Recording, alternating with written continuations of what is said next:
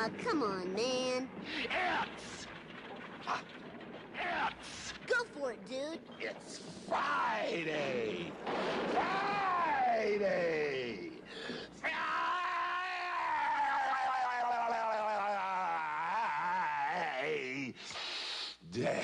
It is indeed SDH AM. Thanks for dropping by. John here, you there. It is a crammed 2 hours plus. We've got to be out a little after 11:05 because we have to catch up with one of our guests who came to us on tape. We're going to play that coming up in just a little bit. So here's the rundown. Atlanta United 2 head coach Jose Silva is going to be joining the show here in a second. It's an interview that we taped when I was in front of a water heater. Has to do with what happened with Toronto leading into Crown Legacy. We get to catch up with him before the broadcast. That's going to play in your pregame show on Sunday night. We'll catch up with him there. You'll hear from him in a bit. Starting hour number 2, 10 o'clock Eastern time, U.S. Soccer Hall of Famer Marcelo Balboa is going to be joining us. It's a big day, special day at Dick's Sporting Goods Park in Commerce City, Colorado. Atlanta United's going to play Colorado. Aside from that, big day for Marcelo Balboa, and we'll get into that with him. And we have to get to the bottom of the bobblehead situation with him as well. And then we've also put out the bat signal for some folks, and we'll see if they're even awake or how many cups of coffee they have had. If they can pick up the phone, we do have a lot of stuff to preview in the last half hour of the show, last 45 minutes or so. Premier League starts back up. We'll go over juice boxes. Major League Soccer going on. We got to go over juice boxes. Anything else, the AM news, gossip, rumor, innuendo, what to watch, where to watch it, how to watch it. And we'll see what happens there. And yes, we do have to talk about what happened last night in Springdale, Arkansas. We do have to get into that. So we will be having that discussion as a part of everything as well. So stacked, packed, and racked. The planes are all over the place. And it is going to be a very, very busy morning for us here at SDH AM. So without any further ado, let's get into the interview that we had with Jose Silva, with Atlanta United 2's head coach. Big win on the weekend against Toronto FC2, first road win of the year. There's a lot to digest and a lot to get into before the matchup this weekend with Crown Legacy at the Fraction. So here's our conversation with Jose Silva, kind of laying the land out with the matches compressing a little bit. Atlanta United 2 still has some matches in hand, but they can take advantage of those. They're pushing the 8th slot in the Eastern Conference. Here's our conversation with Jose Silva. So, Coach, obviously the first question is first road win of the year, and I know it's probably $1 in the jar for me for violating like sideline reporter etiquette. But I tell you, you're never supposed to ask the "how does it feel" question. How does it feel? I mean, I feel amazing. No, it's the best feeling in this sport is when the group of players and you train, they do really good in the field. You see them, there's development in them, and they also get a reward, and they have been deserved for a long time. And first win in 2 years, I think, away.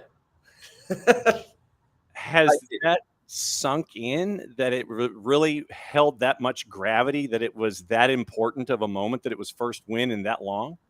Yes, because again, this group of players deserve more than the result that they are having right now, because the team play good, the team have the chances, and we always arrive in moments of the game that for lack of manage, we cannot finish with the 3 points. And this time, it looked like a team that is more grow when they play each other.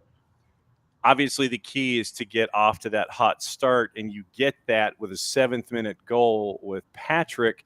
But what that does is that kind of puts Toronto on their heels a little bit. They're the ones that have to do all the fighting, and you can kind of get into the rhythm of the game with that early goal. Yes. The start was really good. I think till the 3-0, I think it was minute 60-something. I think probably is the best minute that we have all season. The reason is because we did what we have to do. We have to defend compact and low blow when we have to do it. We have to high press when it's the moment to do it. And also, when you have talented players like Santi Pita and Gabriel, and after you have players that open the space for them like Dom, Ryan, and Pato, things happen. It was really interesting to see the back line with Toto in the middle, but he was surrounded by Sal and Ronan. So the experience was there to help him out at the back. Then you had Didi and Aiden, but they were surrounded by Ryan and Dominic. So when you had the younger players that were out there, and you had Santi Pita obviously out on the wing as well, you had the younger players confident enough to put them in the starting lineup, but they had the experienced players around them to help them out if there was ever a question or if there was something that they felt like needed to be addressed in so they wouldn't panic. That experience was there off to their sides. I thought that was really cool with the lineup, the way it was laid out. Yes, yes, it was a really balanced team. The team that we put it out over there, it was in position that we don't have players coming through. We have older players, and in position where we have young players, we put the young one. And the youngs were really good. I think the structure that we used, it was a 3-4-3. It gives everyone to be in the perfect role, and at the same time you have the structure with the 3-2. It's really clear. I call this 3-2 like the builders. That is Ronan, Sal, Toto, Didi, and Torres. They are really positional, and that give the freedom for the other players, the other five, to be themselves when we're in attack. And after Dom and Ryan, that's are really good to create balance to the team up and down. What was it like to see Ryan finally get on the score sheet? It's funny because, I love Ryan. I think he deserved this goal. He was looking for this goal for all season. He played striker, he played winger, he played 10, and now he gets as a right wing back. This is the beautiful of this sport, and heck, you never know. When you mentioned Toto and Didi, I wanted to ask about them. They're younger players put in a difficult situation of being on the road, starting on the road, trying to get a result in a playoff push. What did you think about the work of Toto and Didi? I'll talk about Santi in a second, but what did you think about Toto and Didi and what they did, putting in a big shift? I think really good. It's the second game that Toto play. It's the first start for Didi. And our job as a coaches is always get the best of the player that we have, and more in a second team. And we have so many young guys. And the key of everything is probably know when is the moment to put it in. And I think you can feel it that in the practice when the group already made, because more than my evaluation is the evaluation of the group. The group is the one that is going to accept a player, is not going to accept a player. With Didi and Toto, you can feel it when you are in practice in the exercise, and already the group see then, hey, this guy can help me. This guy can help everyone when we're in the field to get result. And I thought that they were ready. With Didi, I don't have any doubt. I know that he's 2009, but he played like 21 years old. And with Toto, his progression has been incredible. And this line of three is helping a lot because he's a player that can add things when we have the ball and also have that speed when we had the defensive line to cover all that space that is in behind. So then you had Santi up top as a part of the chaos that you wanted to create with Patrick and Gabriel. What did you think about Santi, whether he was on the left causing chaos over there with the switches that you would have him on the right-hand side? What did you think about the chaos he was creating against Toronto?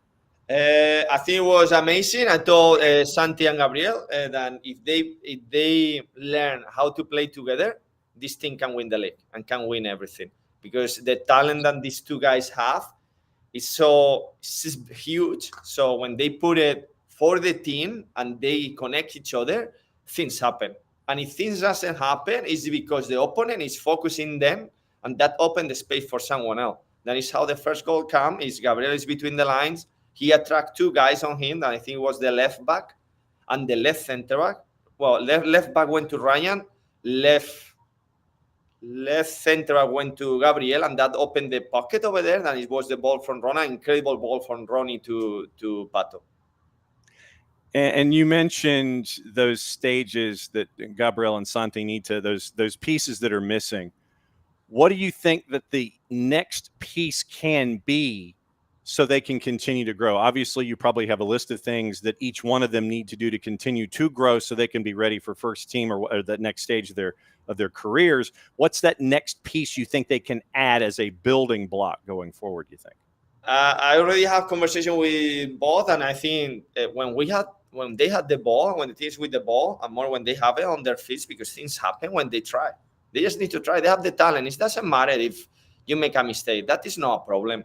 But if you make a mistake and the next ball you made a through pass and Gabriel put, that is soccer. I mean, if you check some stats from bigger players than play in that position, wingers or 10s, they lost a lot of balls.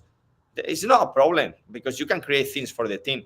And the second thing that they have to do is yeah, you lost the ball, but work for the team. Then they did really good on the game in the defensive phase, being inside, covering the middle, blocking the middle, pressing when the team has to make high press. And if we have to suffer together, they were willing to do that job coming down. When was the last time you saw a set piece like what Rodrigo did to get goal number 3 that had a lot of how do we phrase, had a lot of magic attached This to is it? what the crazy thing, and this is what I told to the group. I think the lesson that we had in Miami is like they got the red card, and we thought I'm the superhero, so I'm going to win this game for the team. So the team stopped to play together for 15 minutes. Then they scored a goal. The lesson of the team is no superheroes in this team. It's 11 guys fighting together to get the 3 points. It's the only way that in this business, on this sport, you're going to win the victory. So that is the clear example of that, because if you see that free kick, that is for a left-footed. With all the respect, that is for a left-footed. Where it was, if it was for a Gabriel. But Gabriel decided these guys motivate to have it. Ned is going to have it. And Ned never make a free kick in any game. You can check it. And now, for a right-footed, in a way, in an area that is not for a right-footed, he scored. That showed me that the team is learning the lesson. Then it's like, okay, we are not superheroes. We are trying to work together to get something. If he won it, he's going to take it, because I look him motivate to do it. Now you've got Crown Legacy coming up. You still have matches in hand. Obviously, you've got to take advantage of those. The way the standings are right now, 7 points out of the playoff spot, 2 matches in hand on folks above you, so you can continue to climb. Crown Legacy right there ahead of you in the standings. It's a rivalry match. What are you anticipating? Well, it's going to be every game in this league is difficult. Crown is one of the best teams. Maybe the standing doesn't reflect, but it's one of the teams with better roster. They spend money in that team. Probably, if I'm not incorrect, probably it's more than 4 million in transfer fee in the last in the winter, and they have quality players. So it's going to be a tough game. I'm not going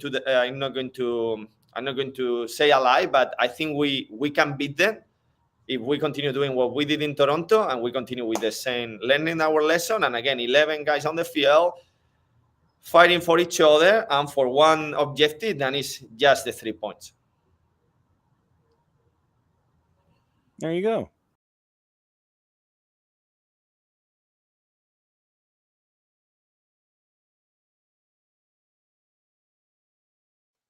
Nothing like hitting wrong buttons. Jose Silva, head coach of Atlanta United 2, is they're getting ready for their matchup against Crown Legacy. And it's really going to be chaotic in the stretch run here for Atlanta United 2 as a part of MLS Next Pro. So just to give you an idea, Morning Forecard, Morning Dell. Right now, standings in the Eastern Conference. Standings in the East, Red Bulls 2, Philadelphia Union 2. Red Bulls 2 got the big win early in the week in 1 versus 2 to give them a little bit of space. 45 points to 42, Red Bulls 2, Philadelphia Union 2. Huntsville City Football Club, they're in double-digit wins now as well. After 20 matches, they're at 40 points. They're a part of that discussion. Chicago Fire 2, 38 points. They're at 10 wins also. They're at 20 matches played. Red Bulls 2 have played 21, so everybody behind them can chase. Revs 2 at 35. 2 matches in hand on Chattanooga FC. They have a far better goal difference. That's 5 and 6. Then there's a gap, and that's where the chaos starts for the rest of the Eastern Conference. 7th, NYCFC 2, 29.7 wins, but they played 21 matches. FC Cincinnati 2 match in hand at 29 points, 2 less wins. So for FC Cincinnati to jump NYCFC, remember, wins is the first tiebreaker. So FC Cincinnati 2 wins behind NYCFC 2. They have some work to do. They have a match in hand, so they would have to win. They would have to win the match in hand, obviously. Then they'd have to win more than NYCFC 2 down the stretch. That's your playoff bar right there at 29 points. Atlanta United 2 is in a part of this discussion, once again, matches in hand. This is what we talk about. TFC 2's at 28 points, 21 matches played. OCB, the purple team, 27 points, 21 matches, 7 wins. Core, 27 points, 5 wins, 21 matches. Crown Legacy, 26 points, and they're at 21 matches played. Inter Miami 2, Messi and Friends 2 at 22.6 wins. Atlanta United 2, 22 points, 2 matches in hand. So you win those 2, that gets you to 28. Then you're only a point out of the playoff run with the matches when you've gotten caught up. But you've got to win those matches in hand. That's the big thing here for Atlanta United 2 as Crown Legacy comes to town. Once again, 26 points, playing at 22 points this weekend for Atlanta United 2.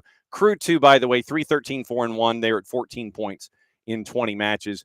And that is the rundown in the Eastern Conference. Just to give you an idea of our broadcast day on Sunday.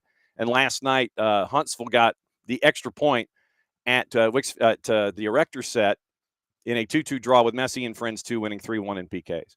Tonight, Revs 2, Red Bulls 2. That's at 5 o'clock at Gillette. Toronto FC 2, FC Cincinnati 2. That's at York Lions Stadium at York University, 7 o'clock. So Friday night seems to be the bigger night here for MLS Next Pro. 8 o'clock, Fire 2 hosting Union 2 in Bridgeview. Loons 2 and Tacoma Defiance at the National Sports Center Stadium. The Town and Ventura County is at 8 at St. Mary's. Rapids 2 and Los Verdos at the University of Denver at 10 o'clock. That's today. Now on tomorrow, 2 matches, 7:30, Core hosting Chattanooga FC at Truist Point. North Texas SC at Choctaw hosting All Caps 2.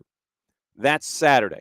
Sunday, Atlanta United's match is 7:30 at the Fraction. So pregame show, 7 o'clock. Maddie and Jason will be on the air for that. And once again, we'll catch up with Jose Silva, catch up with a player. We'll get you laid out for everything else that's happened on the weekend. And we'll set that up in the pregame show, halftime show. We'll let you know what else is going on in and around MLS Next Pro. 1 o'clock Sunday afternoon on Season Pass, Sporting Kansas City 2 and Dynamo Dos. 3 o'clock, Crew 2 and OCB. 7 o'clock, Huntsville. Once again, they're in schedule compression. They're going midweek weekend here. And it is Hunt City hosting NYCFC at Wicks Family Field and Joe Davis Stadium, 7 o'clock.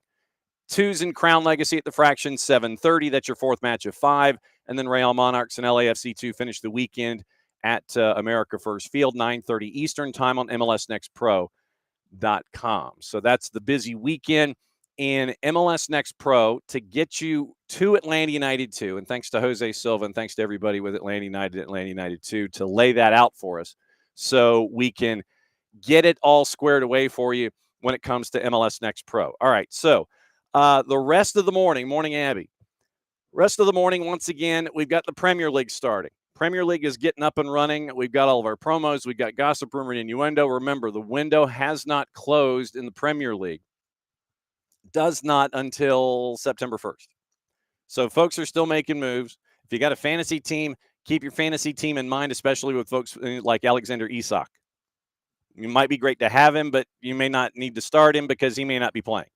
So just keep an eye on that when it comes to the transfer window heading into the weekend, Premier League going on, and we'll get into that coming up here in just a little bit. Let me cut the promos and everything and opening kickoff, and then we'll get into the Premier League preview. Marcelo Balboa set to join us in a little less than a half an hour, top of the hour here on the show. And then we'll get your MLS preview. And like I said, we put out the bat signal for some folks. We'll see if they're awake. That's your tease. All right. All of the things that we do here, once again, part and parcel to it. You can go to Olive and York, go to get the our first ever jersey for SDH, floppy collar, very, very 80s looking. And thanks to our friends at Kaiser Permanente for being across the front, Beyond Goals Mentoring on one side, and on the other side, it is our Soccer for Good campaign. It is a Navy jersey. Abby and I found this out, that Navy's just Navy, dark Navy, light Navy. It's still just Navy, apparently. And personalization can either be in white letters and numerals, or it can be in lighter blue, the Columbia blue, the Carolina blue, whatever part of the country that you're in, double blue. Consult with Alex and Abby as to the one which may be best for you. And you can go to Olive and York and you can get our first ever jersey. Once again, you can go to soccerdownhere.net, go to our store, get all of our gear, and it is the new logo. Jason has retrofitted the Attack and the Ruckus. You can get some of that stuff too. You can get all of our SDH Network gear. It is available for you there. And we're still trying to figure out how to get the retro stuff up there. But right now, it's the new stuff with the new logo and all of that. So it is the new logo right now. You can get that at our store at soccerdownhere.net. Also, when we have things going on the network, like Crown Legacy and Atlanta United 2 on the weekend. You can listen at soccerdownhere.net. You go to the listen section, you hit the tab, and then there's like a big red flashing siren that goes off on either SDH 1 or 2 when we have stuff going on either channel on the network. So you can listen at you can go to soccerdownhere.net, or you can go to our Mixler channel at soccerdownhere.mixler.com, and you can get all squared away when it comes to all of the live events that we have going on, whether it's high school, the twos, all of our town halls, our visits to folks, those kinds of things. Soccerdownhere.net and our Mixler channel at soccerdownhere.mixler.com. Also, once again, you can kick off your day with our friends at Kickoff Coffee and kickoffcoffeeco.com. And what you do there is you hit that QR code. Thank you, Abby, for letting me figuring out, let me know how to do that, actually. So that is your QR code for our friends at Kickoff Coffee and kickoffcoffeeco.com. You hit that QR code, you kick off your day there, go buy out the entire store. But what you can do is you can buy out the entire store at 15% off by using the code SoccerDownHere15. Use that code. They, in turn, take 10%, reinvest it in youth games, youth initiatives, thanks to our friends at Kickoff Coffee and kickoffcoffeeco.com. Once again, hit that QR code, start your day off with our friends at Kickoff Coffee and kickoffcoffeeco.com. You really want to be a true crazy person when it comes to watching things. Streaming services galore. Hard to keep them straight sometimes. Well, here's one more for you just to continue to make sure that you're really getting a good view of everything in and around the planet. It's tied to our buddy Nino Torres. You go to Fanati's, fntz.co/soccerdownhere. True tour of anything and everything going on around the planet.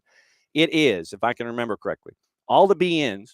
You can get BN Sports, BN Espanol, 2, 3, 4, 5, 6, all the way to 10 whenever they're broadcasting a live match. It is Tigo Sports, Canal 4, CATV. You're seeing those in isolation when they have live matches popping up as well. It is Liga 1 Max Pro, TIC out of Argentina. So if there's anything going on in Argentina, you go to TIC, you leave it there, you walk away, and they'll let you know what's going on. It is Liga 1 Max Pro. You can catch up with guys like Santi Sosa watching Sudamericana Libertadores with Rossing. He was on the other day. Luis Abram was on as a substitute at Sporting Cristal in Melgar. That match was on the weekend, and that was on Fanati's. You can go to Gold TV and watch our buddy Nino Torres as he is calling stuff in South America and in Portugal. So all those things there, all those different channels that are available to you, CDO Nuestro Tele for the fans, CDO, Liga 1 Max Pro, Gold TV in English or Spanish. They have TVV also available, but that's an add-on to everything else. And they've got all the BNs. And so all of that stuff's available for you at Fanati's, fntz.co/soccerdownhere. Helps us out, helps them out with subscribers, helps you out as you continue to add streaming services and leagues that you get an education on, and you get to watch the absolute craziness that is attached to all of those. So also, we've got to reorder them with the new logo. But and this is part of a larger discussion, if you are in a place where you would like to help out the Marshall Islands Soccer Federation, they got to play their first match last night. And with that, you can get all their gear. Get all the gear, helps keep the lights on, pay bills, things like that. Because most of the folks that are doing stuff with the Marshall Islands Soccer Federation volunteer.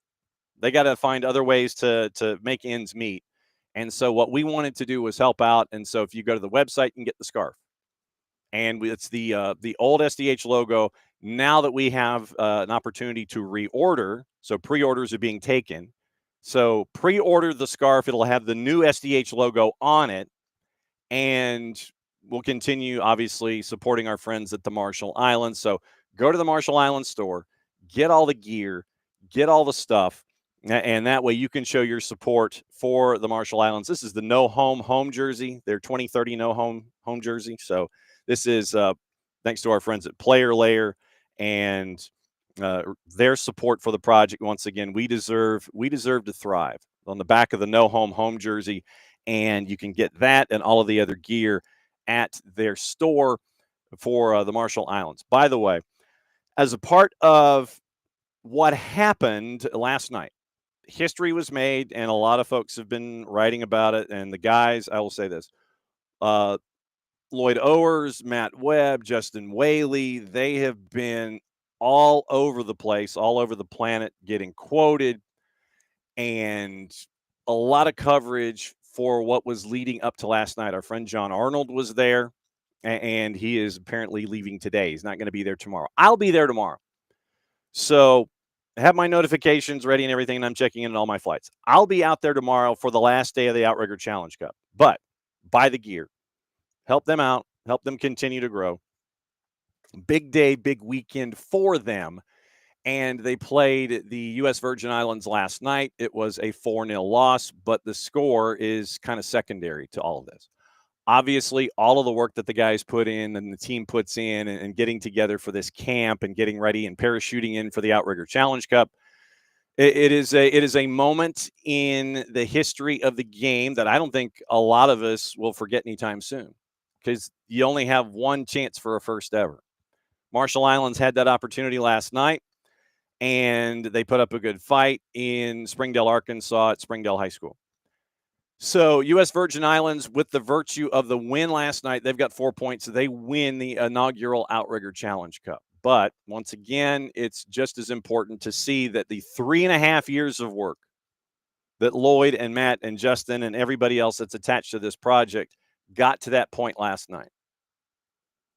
So that was to see that broadcast and to see them out there, and the Marshallese community that was there. And believe it or not, there were some U.S. Virgin Islands fans that were there with flags and jerseys and everything. The Marshallese community that was there in Springdale was there for a very long time after the match was over. I mean, you had both teams come over and celebrate the fans that were there. The Marshallese were incredibly loud the entire time. Didn't matter what the scoreline was. And to have that kind of a moment for the sport is just as important for the growth of the game. And it's been really cool for us to be able to tell that story in all of its different stages. Obviously, something like this tournament in Arkansas, and thanks also to our friends at Ozark United for helping the process along and being the great tag team partner that they are. Them being the fourth in this after Guam had to drop through and could not participate. Ozark United, they've been great hosts from what I understand. Like I said, I'll be on the ground there tomorrow, late tomorrow morning, and I'll be there for the 2 matches that will wrap up the Challenge Cup. And so there's going to be a lot of stuff that will be posted to web, socials, all the different elements that we have at SDH. So I'll be out there, and I've just got to take my phone charger. That much I do know. So it's going to be fun to see everything out there with them. But last night they got their first chance to play as a nation. It was a 4-0 loss, so what? You got to that point. Like I said, coaches are always going to be sitting there and going, we want to win, we want to win, we want to win. Of course you do. But last night it was that first step to being that Micronesian addition to what's going on in the world soccer diaspora, if you want to call it that. Just the game of world soccer. So premiere last night for the Marshall Islands, and it was in Springdale, Arkansas, Outrigger Challenge Cup. Like I said, late night for all of them, justifiably so. I'm wondering if practice late this morning, it might be a little dialed back, because I know a lot of folks couldn't sleep after what happened last night on a bunch of different levels. So we'll see. We'll see what Arkansas looks like tomorrow. So keep an eye out on all your socials, set your notifications, and we will preview everything that will let you know what's going on out there with me, technology permitting, and let you know on social media what's going on for the final day of the Outrigger Challenge Cup with our friends from the Marshall Islands Soccer Federation. Go to their website, buy the gear, buy them out so they can get more gear, buy the scarves so we really can reorder the new one with the new logo on it. And we can't thank them enough for being the great tag team partner with us that we are across the board in growing the game. And this is one of those soccer for good things that we always talk about when it comes to the Marshall Islands. So 1 match down for them, 1 to go, and it's going to be tomorrow. we'll be out there for it. Also, Grady Baby Co. As we continue all of the promos this morning.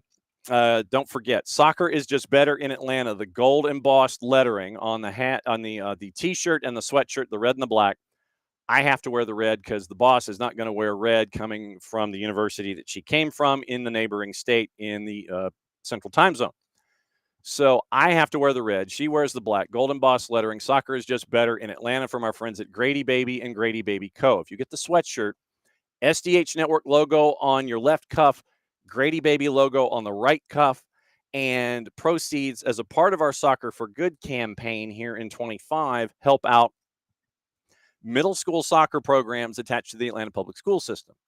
So that's a part of our Soccer for Good campaign as well with our friends at Grady Baby and Grady Baby Co. I think I've hit everybody. Grady Baby. Oh, the chant app. Yeah, be a fanatico. Okay, so here's the what you do with being a fanatico. $10 a year. What do you think? What do you do for $10 a year? What you can do for $10 a year is be a fanatico. And what you do is you go to the chant app. Let's see if it behaves this time. It did. Okay, so more glare this time, considering I'm not in front of a water heater. And for $10 a year, you can be a fanatico. And once again, this helps out our Soccer for Good campaign here in 2025. A lot of great partners where you can get discounts for a lot of beer, basically, and a couple of other businesses. We'll get into that. Here's the partners that we have as of right now. More partners are being added and added as we go. Brass Tap in Marietta. Moxie Hotel Midtown, 20% off hotel food and beverage. South Main and Watkinsville. $1 off select beers at Schoolhouse in Marietta. Atlanta Hard Cider. Elixir Brewing, $1 off select at Buford and Monroe locations. Round Trip in East Cobb. Fanaticos members only are the ones that get the $1 off. Social Fox in Norcross. Keys to Flavor Catering, 15% off your first catered event. So if you need to have an event catered and you're a Fanatico, Keys to Flavor, discount. Fado Midtown, 10% off food tabs. O'Sullivan's, $5 select beers, 10% off the food bill, 10% off your Decatur FC merch. Lloyd's in Johns Creek, 20% off select Atlanta United gear. Finish Goods in Winder. Slow Pour in Lawrenceville. Outrun in Stone Mountain. Tires Plus in Alpharetta, the Alpharetta location. $25 off alignment services, $25 off oil changes, $50 off of 4 tires. You can do that. Dad's Garage, Atlanta, $2 off beer and wine with a paid ticket. Limit 2. Chateau Arenal, if you're visiting Costa Rica and you want to stay in a resort while you're watching Alajuelense, Herediano, or Saprissa. I think it's like 2.5 hours outside of downtown San Jose. But if you want to go to Chateau Arenal and you are a Fanatico, you get a code, you get a discount to stay there. That could be big. Battle and Brew, Sandy Springs and the Battery, Wild Leap on Ted Turner Drive. All of those partners are Fanatico. And you can be a Fanatico as well as a part of all of that going forward. So you can be a Fanatico and help us out with our Soccer for Good campaign that way. So a bunch of different ways that you can help out, and being a Fanatico is one of them. A quick piece of news from Cesar Luis Merlo. It appears that Alan Franco has signed a contract extension with Sao Paulo, and he's going to be there through the end of the calendar year 27 and the chance to extend through 28. So that just came out from our friend Cesar Luis Merlo talking about Alan Franco. All right. It is the Premier League debut of the 2025-26 season. I want to get into juice boxes and predictions here once again. Marcelo Balboa joining us top of the hour. So here is what folks are thinking when it comes to what's going to happen. Everybody's sitting there and they're doing all of their projections and who's going to do what where and who's going to finish where. And of course, obviously, that's going to happen. That's what we do. We predict. Beginning of the season, everybody is optimistic, as you well should be, and then you start playing matches, and then you kind of figure out what your place is. Matt Pollard, the Fulham fan out at Burgundy Wave, he thinks mid-table's about where they're going to be. Update Leeds United confirmed the signing of Dominic Calvert-Lewin on a 3-year deal. So Calvert-Lewin added to their firepower. So you have all of that movement. Here is the predicted table according to Opta. The predicted table according to Opta. Here's what it looks like. We'll start at the bottom. And then you guys can you can figure out, okay, they're way off the mark. And this is like literally doing point production and math and equations and all this kind of stuff. The 3 teams that they believe are going back down to the championship, Burnley, Leeds, and Sunderland. They think it will be a lot more competitive at the bottom than it was last year. They think Sunderland's going to have a little over, and then this is just averages, so say 31 points. I'll round up and round down. And remember, 40 has always been that old marker for clubs to sit there and say, okay, we're safe.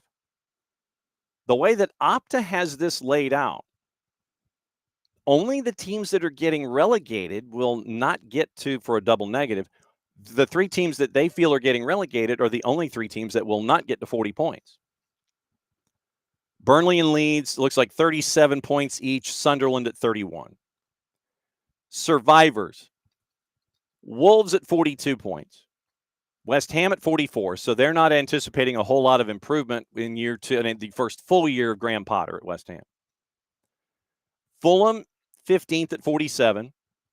Spurs, not a whole lot of improvement, 48 and 14th.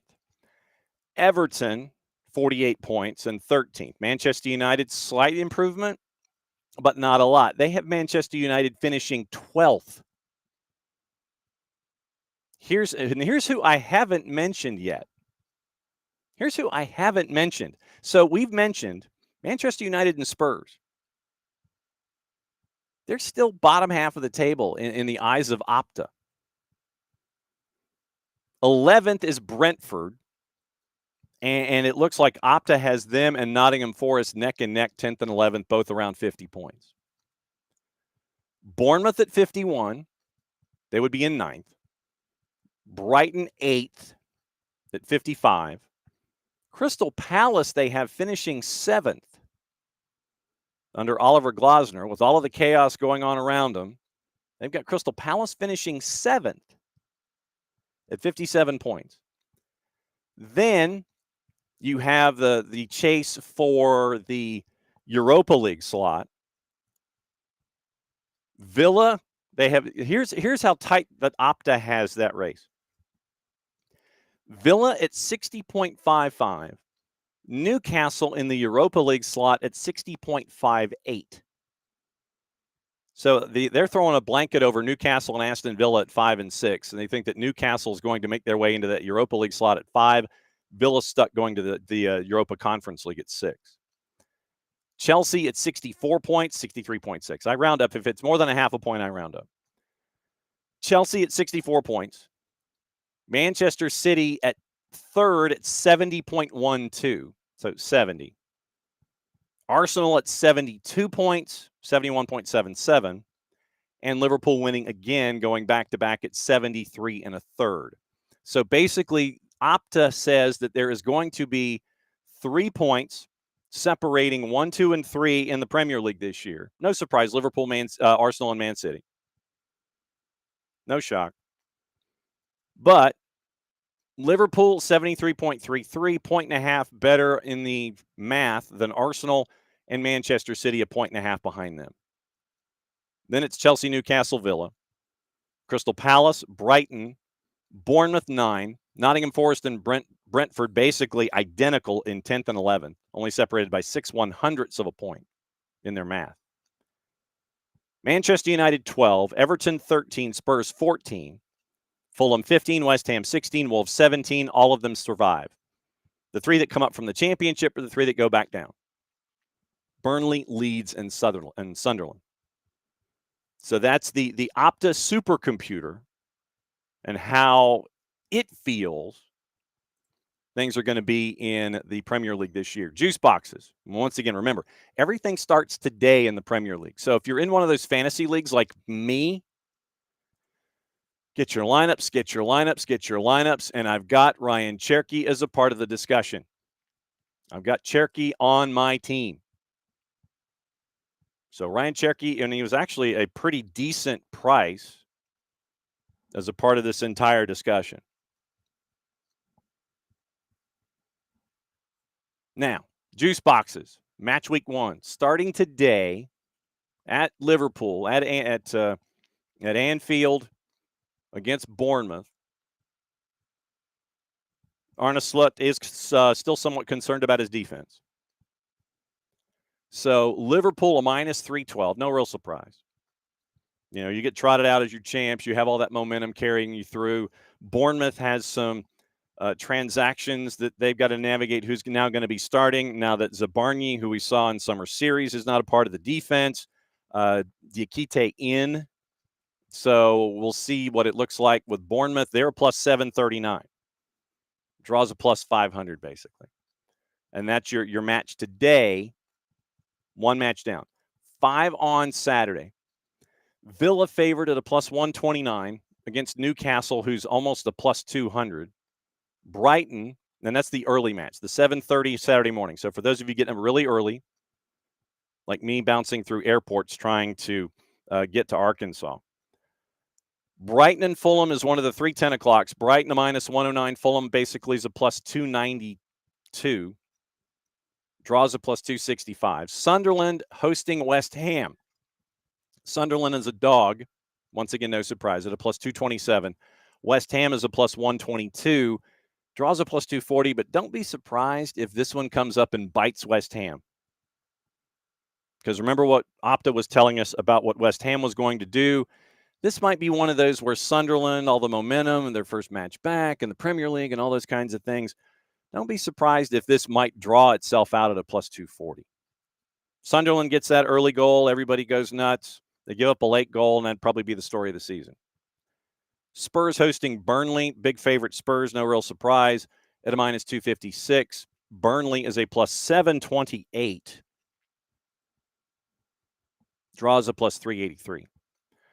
12:30 matchup, Manchester City at the Molineux taking on Wolves. Obviously, they're a big favorite at a minus 222. Draws a plus 384. Wolves are a plus 566. Not anticipating a whole lot of offense from them. And Ryan Aït-Nouri probably has a lot of intel that he can give Pep Guardiola and everybody else. Not like they wouldn't have it all figured out, but Aït-Nouri might have some ideas about how to dance around Wolves. Sunday, 3 matches, 2 at 9 o'clock in the morning. Chelsea minus 159 hosting Crystal Palace, who's almost a plus 400.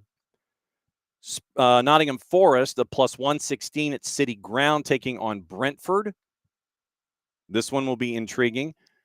Brentford a plus 250, draws a plus 235. Then the 11:30, Manchester United and Arsenal. Manchester United is a plus 268 at Old Trafford. Arsenal even money plus 100, your draws a plus 260. And then Monday Night Football, 3 o'clock in the afternoon, East Coast time. Leeds at Ellen Road is a plus 139, hosting Everton. So they're anticipating Leeds getting early points. Get your points at home, steal some on the road, get to 40. Leeds a plus 139, draws a plus 234, and your Everton pick to win is a plus 202. So that's your rundown of your juice boxes in the Premier League. Morning, Lokeville. And that is the rundown of everything in the Premier League for week number 1. Once again, set your fantasy, set your fantasy, set your fantasy. Keep an eye on all of the teams that are trying to dance their way around the rest of the window and figure out what it's going to look like as everybody's dancing through the tail end of this month and the last 2 weeks of the transfer window, getting ready for the 2025-26 season. From our buddy Ben Jacobs, Bayern's open talks with Chelsea over Christopher Nkunku. And Manchester United on the women's side confirmed that Fridolino Rolfo has joined on a 2-year deal after leaving Barca. Chelsea rejected a loan offer from Dortmund with an obligation to buy worth in excess of $15 million for Carney Chukwuemeka. Chukwuemeka wants to go back to Dortmund. Got a little help from Alex Crook from Talk Sport. Jacobs on that. Also, Leeds are in advanced talks with Leicester to sign defender James Justin. It is Let's see what else. Bournemouth close to an agreement with Liverpool for Ben Doak in the region of £25 million, as the folks at The Guardian were the first on the board to discuss this. Porto have also made an approach. Bayern's optimistic, by the way, on reaching an agreement for Nkunku, whether it's a loan or a permanent signing. Bayern's preference is a loan with a buy option. Chelsea's asking price has also dropped well south of £40 million. Johan Vissa is free to leave Brentford now that Dango Ouattara has arrived. Newcastle expected to place a new bid imminently. Brentford have already told Vissa they are not going to stand in his way after changing their not-for-sale stance. Also, Bayern Munich, once again, Christopher Nkunku. Saudis, Al Khaloud confirmed former Oxford coach Des Buckingham is their new manager. Omari Hutchinson set to join Forest for £37.5 million. The Ipswich winger took 24 hours to decide. Arrival is in addition to James McAtee from Manchester City, while Arnold Calamuendo is expected to arrive as Forest work on their attack. Chelsea have a 25% sell-on as well. Garnacho is waiting for Chelsea after agreeing to terms. Chelsea and Manchester United in advanced talks. There is a delay in a formal bid, partly tactical. Chelsea is hoping the £50 million asking price drops. Manchester United feel Garnacho is worth a similar fee to Noni Madueke.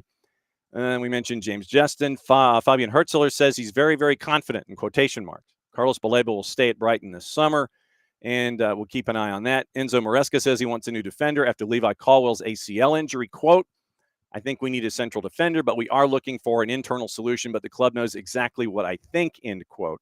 Verona has now accepted Wolves' €11.5 million offer, with Jackson Chachua given permission to finalize his move. $42.5 million is the price tag on Brentford and Bournemouth for Dango Ouattara. Means that Vissa once again gets to go. McAtee gets to finalize his move. £30 million package, including a buyback and a sell-on. David Ornstein first in the barn to report that. The Calamuendo price tag looks like it's in the neighborhood of $26 million. Brentford are going to lose out, despite also holding advanced talks on that one. And Luke O'Nien has confirmed from Sunderland, signed a new deal with them until 2027. So that is the early returns when it comes to all of the gossip, rumor, and innuendo overseas. We get to check on our friend Tom Bogert and see if we're missing anything domestically before we go into gossip, rumor, before we go into what to watch, where to watch it, how to watch it. I think that it's probably this will be the more interesting quotes. Ben Steiner, who writes for SI Now, Daily Faceoff, CBC, etc. Thomas Mueller was asked about how he'll adapt to Major League Soccer. Quote, I have no idea. So, alia jacta est, as they used to say in Latin class. Die is cast.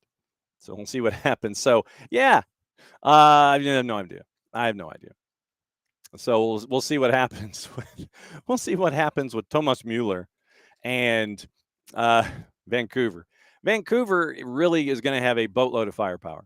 They really are, and it's going to be interesting to see that top or that front five, that front seven, try and work their way forward. It's going to be really interesting to see how that integrates. What to watch, how to watch it, where to watch it. A lot of college soccer on, so go to your favorite streaming device.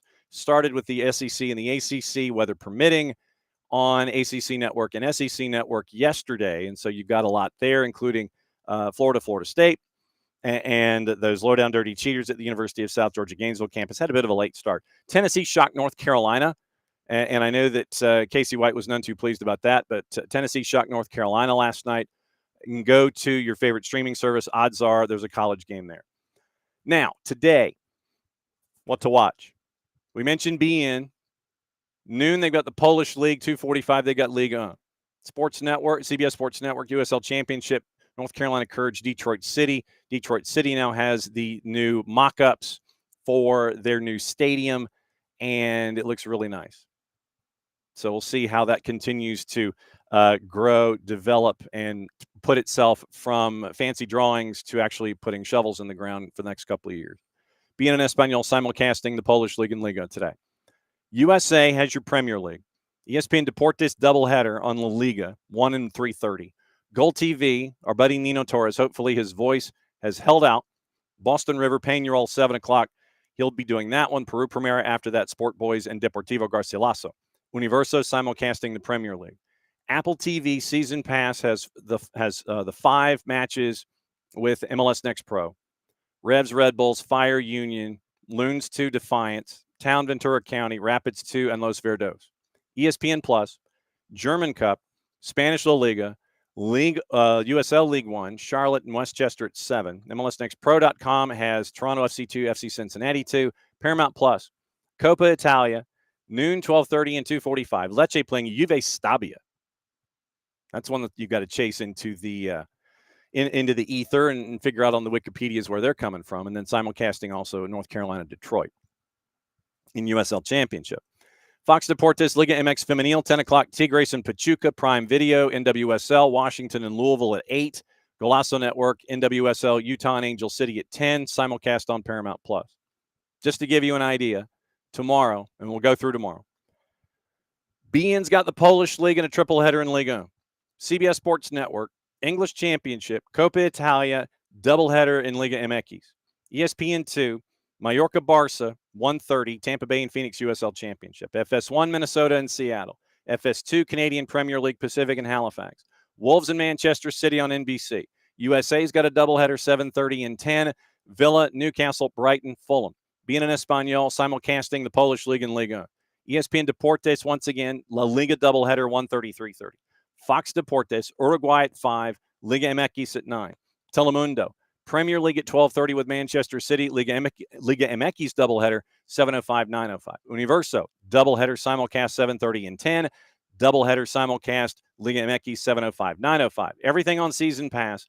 Next Pro, the 2 matches, Core, Chattanooga FC, North Texas SC, St. Louis City 2, all caps on the road to Choctaw.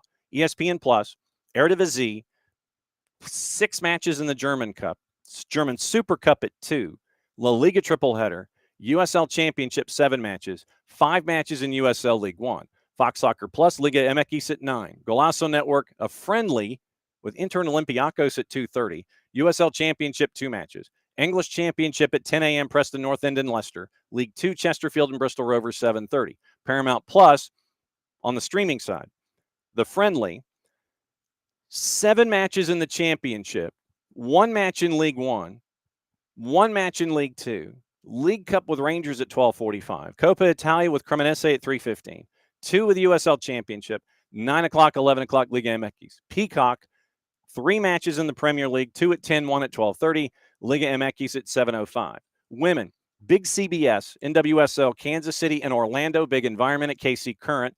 Remember the conversation that we had with Casey about trying to stop Chawinga. Good luck. Ion, doubleheader, 7:30 and 10, Paramount Plus.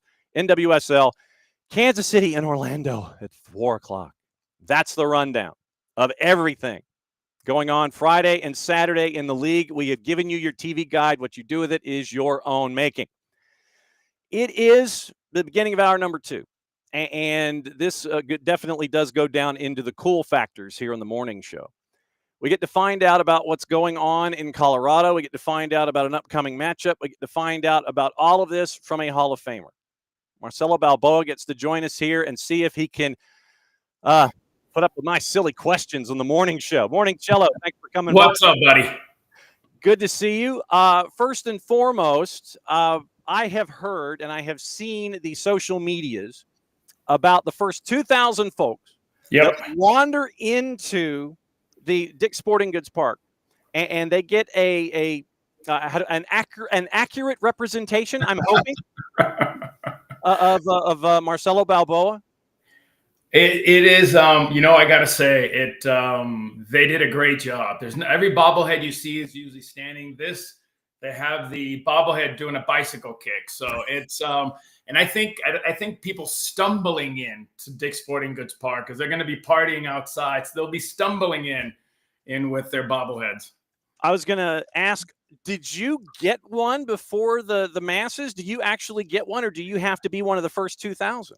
Buddy, I'm going to tell you right now, I've seen people in the front office, they have a bobblehead. Everybody's got a bobblehead, but the dude that's got the bobblehead. So I'm guessing I'll get one tonight. I'm guessing I'll get one tonight or tomorrow at the game. Wait. So everyone in an office that has a swinging glass door and perhaps glass looking out onto the pitch or the parking lot. Yeah.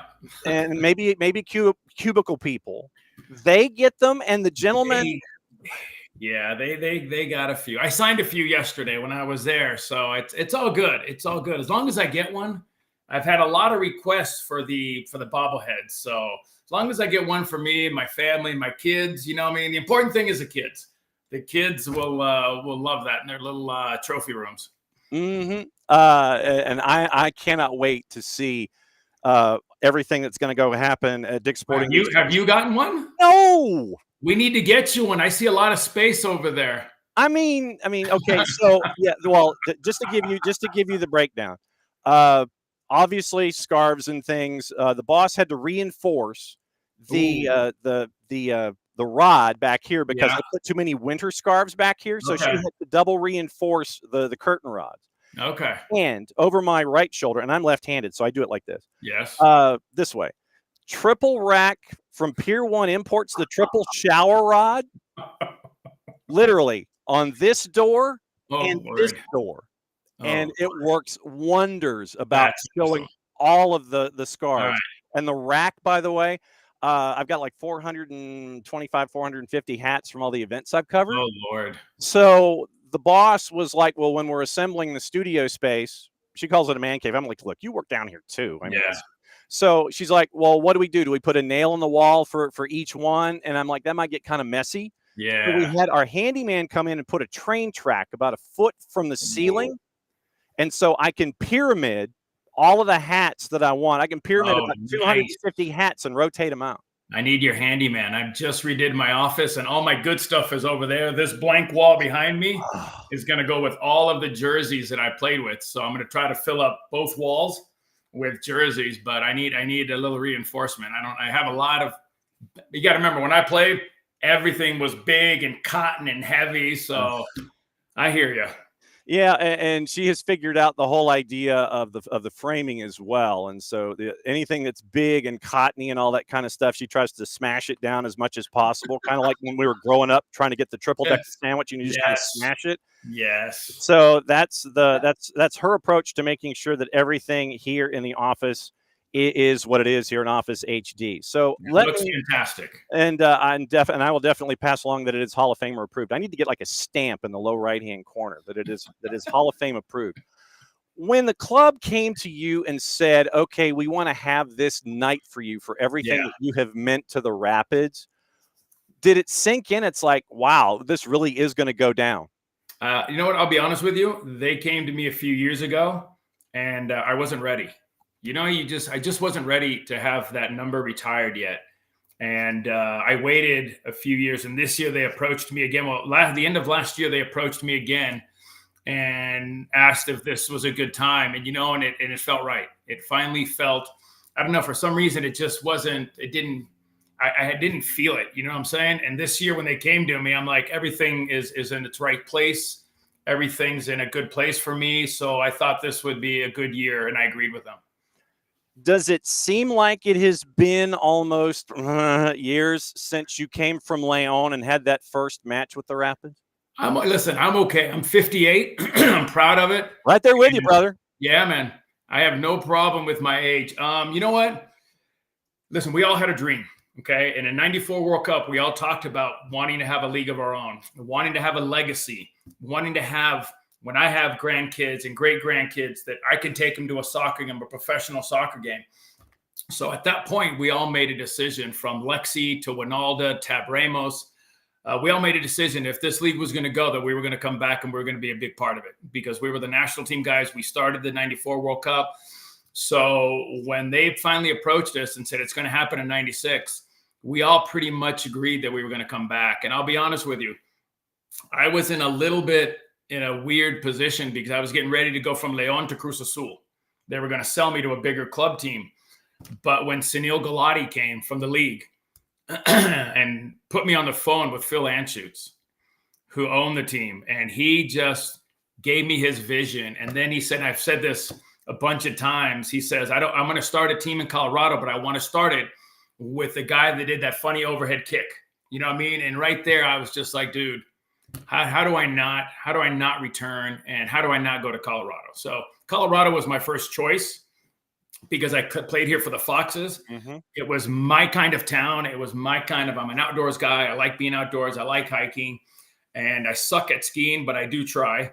But I knew this was home, man. I just knew that it was going to be home for my family. Do you remember what that first day at work was like when you stepped in to being a Colorado Rapids player? Yeah, I had a hard time breathing, brother.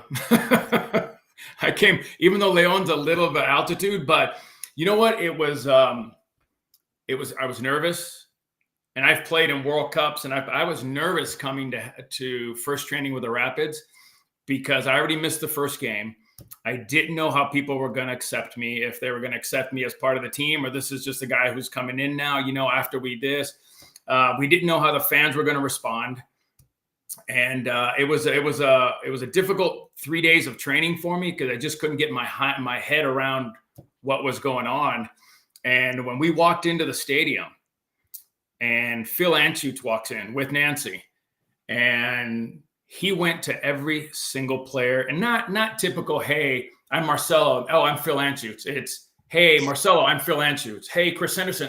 He knew every single player's name. So when we felt that, we already felt like we were in a great place. And then we walked out to go warm up, and you have about 20,000 people screaming as we walked out. So I think at that point, we realized, okay, we've got something here. And when you look at the time where Major League Soccer has grown in this 30 years, does it surprise you that MLS is where it is right now at year 30?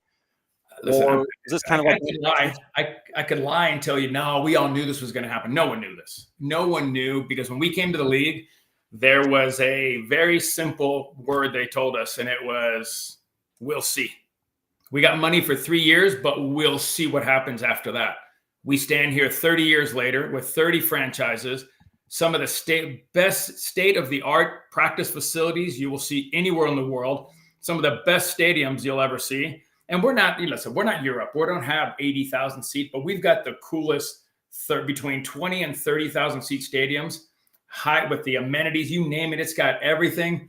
So no, I would say I would hoped, and we always had this dream, but to sit here 30 years later and think that we would be here today, I would have to lie and say, yeah, I thought that. No chance. No chance I thought we'd be this far advanced of where we're at right now.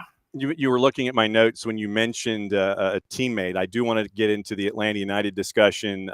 What is your best Hendy story, by the way?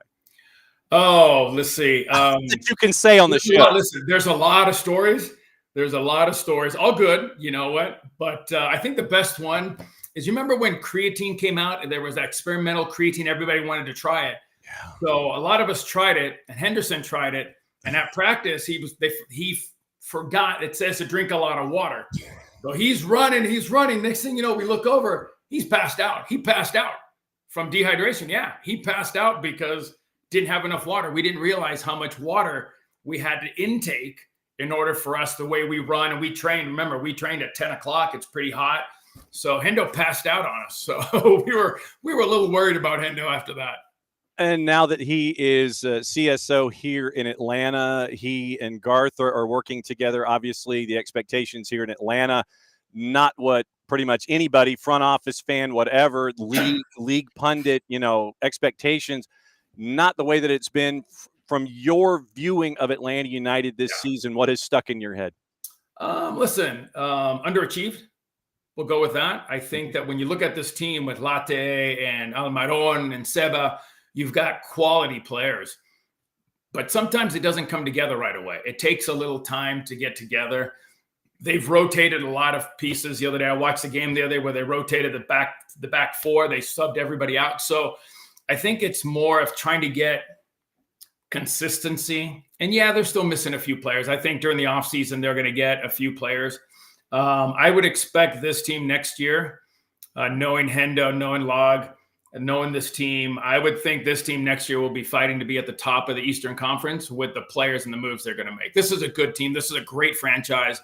I love doing games at Mercedes-Benz Stadium. So I don't see but a hiccup in Atlanta United's kind of, we'll just say, current situation, but the future is bright for that group. Do you dig the ice cream? Are you a Carvel guy like John Champion who comes in? Sure, I'll go with that. Yeah, why not? It literally the line forms behind Champion when it comes to going to the Carvel machine. I didn't know if you were an ice cream guy or anything. I am, but I've tried to behave a little. I've turned into more of a gelato kind of guy. I can relate. Yeah, I've turned into a gelato guy. I know. I'm right. I do love my cookies and cream ice cream. I'm not gonna lie. Right there with you. It's upstairs in the freezer, by the way. Yeah. Marcelo Balboa hanging out with us. Hall of Famer. He's got a bobblehead. He does not have the bobblehead. He's going to have a bobblehead. It has been produced, and for the first 2,000 in the door for Colorado and Atlanta, you get the Marcelo Balboa bobblehead. Do not be surprised. Man, I will say this. I have this vision after the match on Saturday, maybe early Sunday morning. Yeah. That there might be, how do we phrase, a secondary marketplace for these bobbleheads. I feel that demand will exceed supply. That's just my gut. I will think after listening and looking at social media that the 2,000 bobbleheads is just not going to be enough. It's not going to be enough. So I'm going to agree. And if people are selling them, I'm going to guess they're going to sell them for a nice little, $20-$30, whatever. But yeah, the good thing is, listen, the good thing is they're giving out bobbleheads. They're giving out posters. They're doing fat heads. So big fat head of me or whatever they're called, fun head. You got the fat head. Yeah. Because the boss has her own fat head. That's why it's in the office. There you go. I can relate. Colorado. Yeah. Let's talk about the home team in this matchup before I ask you about the matchup with Atlanta and Colorado and all of the kismet that seems to be happening with all these events in your visit.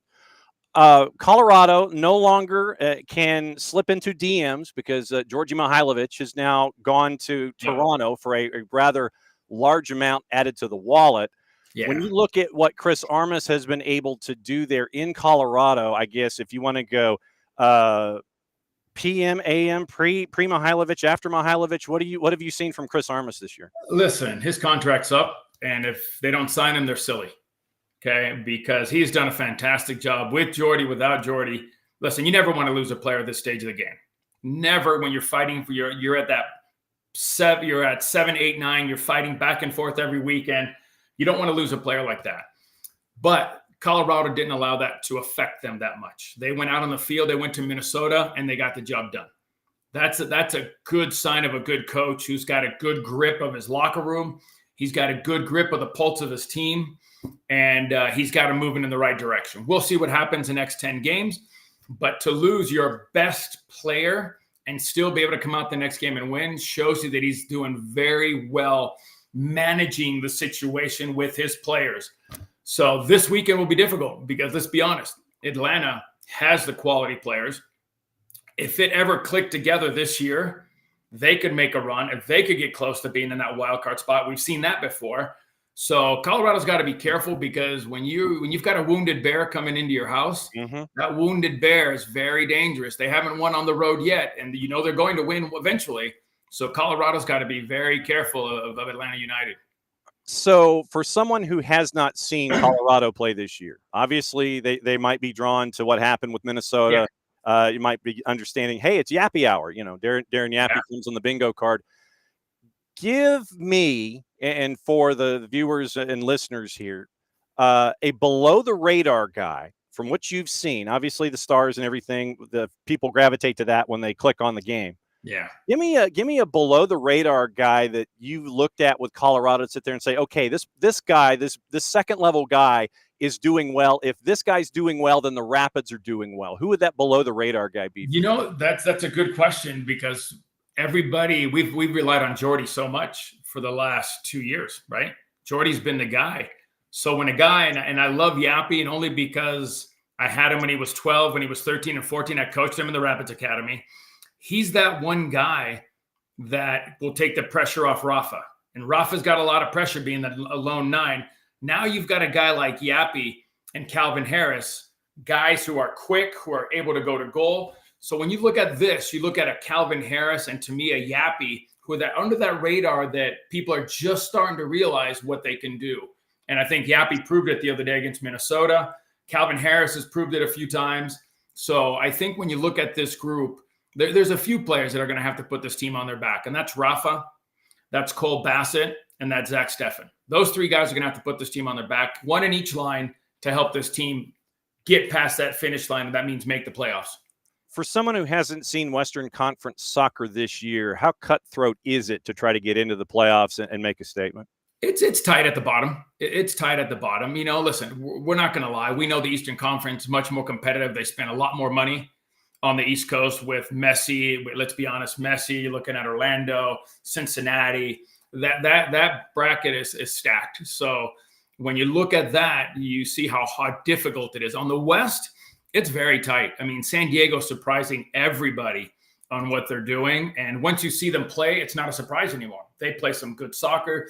They have gelled 20 guys together in a short period of time to do what they're doing. And that's not easy. Mikey's done a great job of coaching that team. And if he's not up for Coach of the Year, I'd be shocked.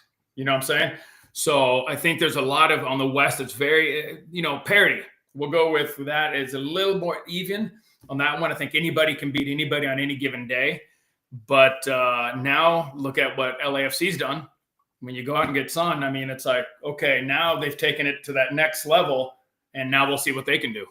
And Thomas Mueller now being added in Vancouver for Jesper Sorensen and that group. I mean, it's really cool to see this next stage of Major League Soccer where it's great to bring in those established players, but at the same time, you're also seeing clubs going to South America, going to Central America, going to the underappreciated areas of Europe to bring in all of these talented players for this MLS, I guess, 2.5, 3.0 where we are right now. Listen, there's a few teams when you look at MLS that are pushing the boundaries, okay? Miami's one of them with the spending and bringing in players. Atlanta's always been up there too. Atlanta's that group that's pushing that always pushing that envelope, trying to figure out how to get better players, to get European players. So I think that, we are handcuffed a little bit with the salary cap, this and that. And we're hoping that purse strings loosen up a little bit over the next year or two, because I think that's going to open up a bigger market to bring in maybe not an average name player, but a big name player. I mean, listen, when you bring in DePaul, that's a big name player. That's what I'm saying. Latte, you're bringing in players. You're pushing that envelope. So I give a lot of kudos to Miami and Atlanta for what they're doing. So when are we going to go ahead and just add the fourth DP and get it over with? You know what? It'll be here in the next year or two, especially now that we're talking about going to an international calendar, which I think is, for you guys, it's great. And for California, it's great. It'll be interesting what happens to the Midwest, the Chicagos, the Colorados, the Utahs, the Minnesotas, playing games in October, November, December, January. So, but I think we've got to try it. The only way we can sync up with the rest of the world, and when we're talking about transfer market, we're going to have to eventually try to match it up. And you know what? You try it, and if it works, great. If it doesn't, you can always go back. But I think we have to try to get paired up with the rest of the world. How early are you going to be getting to Dick's Sporting Goods Park, knowing that you have to have multiple Sharpies that will be working on Saturday? They haven't told me much. They have told me that I need to be there at 5:00 because there's going to be a family and staff ceremony. So they haven't told me what it is yet. So I will be at Dick's at 5:00. And then, but I am working the game. I could not, I have a hard time. Listen, I have a hard time when, I just don't see myself sitting there watching a game, knowing what's going to happen at the end of the day. You know what I mean? So to get it off my mind, I chose to work that game. So my family, everybody will be in a suite. The Rapids have done a great job of taking care of my family and everybody. So I hope they enjoy the game. I'll enjoy the game. And then after that, we'll do our thing. And it will be a fantastic day for just for soccer in general, for the Colorado soccer community, for those of us that follow the game and are fantastic fans of yours, from what you are doing now in front of the camera, instead of having the camera following you from one end of the field to the other. I'll strike you a deal. Yeah. I will send. We will find some SDH network stuff that you can hang and put in that office studio setup of yours. If you can find a bobblehead and send it, we'll do that trade. We'll send you SDH network stuff. I will listen. Worst case scenario, this is my second bobblehead. I still have a few from the last cycle. I will at least get you one of those if I can't get you a new one. Fair? Fair. Okay. That's tremendous. There you go. Cello, have a great call. Have a great day. Thanks for everything you do. And by the way, now that you have the garage door opener and you know where the key is under the mat, if you're literally this time of Friday, the last hour of the week, we kind of turn it into an hour of chaos. Anybody who wants to drop in can say whatever. Tyler Terrence comes in and visits from airports. You know, he's just nice. So if you want to come in and visit and crash and give your 3 minutes of like, hey, I want to get this off my chest. Hour of chaos is here. You know how to come in. It is all yours, my friend. This is on Fridays? Fridays in this time slot. So right. if you're at home or you're at home in Colorado? Yep. Okay, so it would be -2. So basically from 8 until 9:05 your time. Perfect. Like if you're just hydrating like you are now, having a cinnamon bun or whatever, you're bored, you want to come in, you hit that link, you come in, and you can come in and say your piece and do whatever anytime you want. It's open door. I get a lot of wild thoughts when I start walking with my dog in the morning, so you may get a call. Hey, look, it's the hour of chaos for a reason. Thank you, my friend. Have a great day. Have a great call. We will catch up with you soon. Do not be a stranger here. Thanks for coming on the morning show. Appreciate it, guys. Thank you. That's Marcelo Balboa. How cool was that? Marcelo Balboa coming in. And so he's got his first issue bobbleheads. He's got his first issue bobbleheads. Now, if we could get the first issue bobblehead, but like I said, we will do the trade. We will do the trade. If Cello can come through and he can find something that has Marcelo Balboa in it, then it will be here in the studio.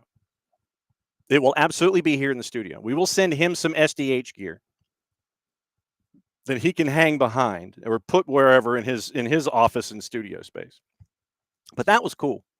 Once again, thanks to our friends at Major League Soccer for helping us out with that every single week. Kirk Reynolds, a prince among men in Major League Soccer. And so having Kirk, basically we badger Kirk every Tuesday and say that 10 o'clock slot is available. That is his slot for Major League Soccer. For anybody from Apple TV that wants to come in and talk, Terrence will come in and he'll do whatever, and he'll visit, Glenn Davis, all of our friends. Anybody wants to come in and visit in that time slot can do so. Doesn't just have to be a visit from a guest. It can be anybody that has something to say that they want to vent their spleen on. Like I said, could be Whittingham, could be Neil Sika, could be, like I said, could be Cello, could be Terrence, could be anybody. Anybody that has been on the show, could be Dax, could be BWP, could be Gio Savadese, could be anybody. Anybody that has been on the show has that key code. Basically, you click on the link and you come in. So literally, anybody that can click on that can come in, and that's what we wanted to do with the last hour of the week. We wanted to sit there and make the last hour of the week something that was fun and informative and get you ready for the weekend when it comes to Major League Soccer. And that was a fun conversation to have with Cello, and I can't thank him enough for playing along, because my brain, and I'll sit there and I'll think of something and I'll think of something else and I'll go here and I'll go here and I'll do this and I'll do this. But that was fun to catch up with Cello as he's having breakfast or walking his dog and just coming in from that and making sure that could happen. So it's going to be a big day for Marcelo Balboa and for the Balboa family, for Colorado soccer, for Rapids soccer, and for the U.S. So that was cool. And he's going to work the game. I would not have anticipated anything else. You heard him say he can't sit. He's in a building. He can't sit. He's got to do it. So Cello's going to be upstairs for the game where they honor him beforehand. Fantastic stuff. Okay, so that's Marcelo Balboa, and thanks for him dropping by this morning. So let's see, hour number 2. Morning, Alex. Morning, David. I know. David's like, redecorating Nico's office. Actually, and that was just lighting. And now memorabilia displays for Marcelo Balboa. Yeah. Well, but I mean, they ask. I mean, it's like Nico, for those of you who missed yesterday, Nico is adding pieces to his studio setup. And it is one of those where it is one of those things where you look and legitimately you're going, I need to make sure that stuff is there. So Nico was concerned about the shade. I mean, we'll call it shade. And he had a light. It was just a lighting question. I mean, it wasn't really anything completely and totally offline. And Nico needed help. And what we want to do is we want everybody to look their best, sound their best, and feel their best. And so Nico has that key light. And he was feeling, that there wasn't really a whole lot of light on his face. And he was concerned about, dark lines and, dark spots and all this kind of stuff. And spending as much time as we have in television, we're here to help.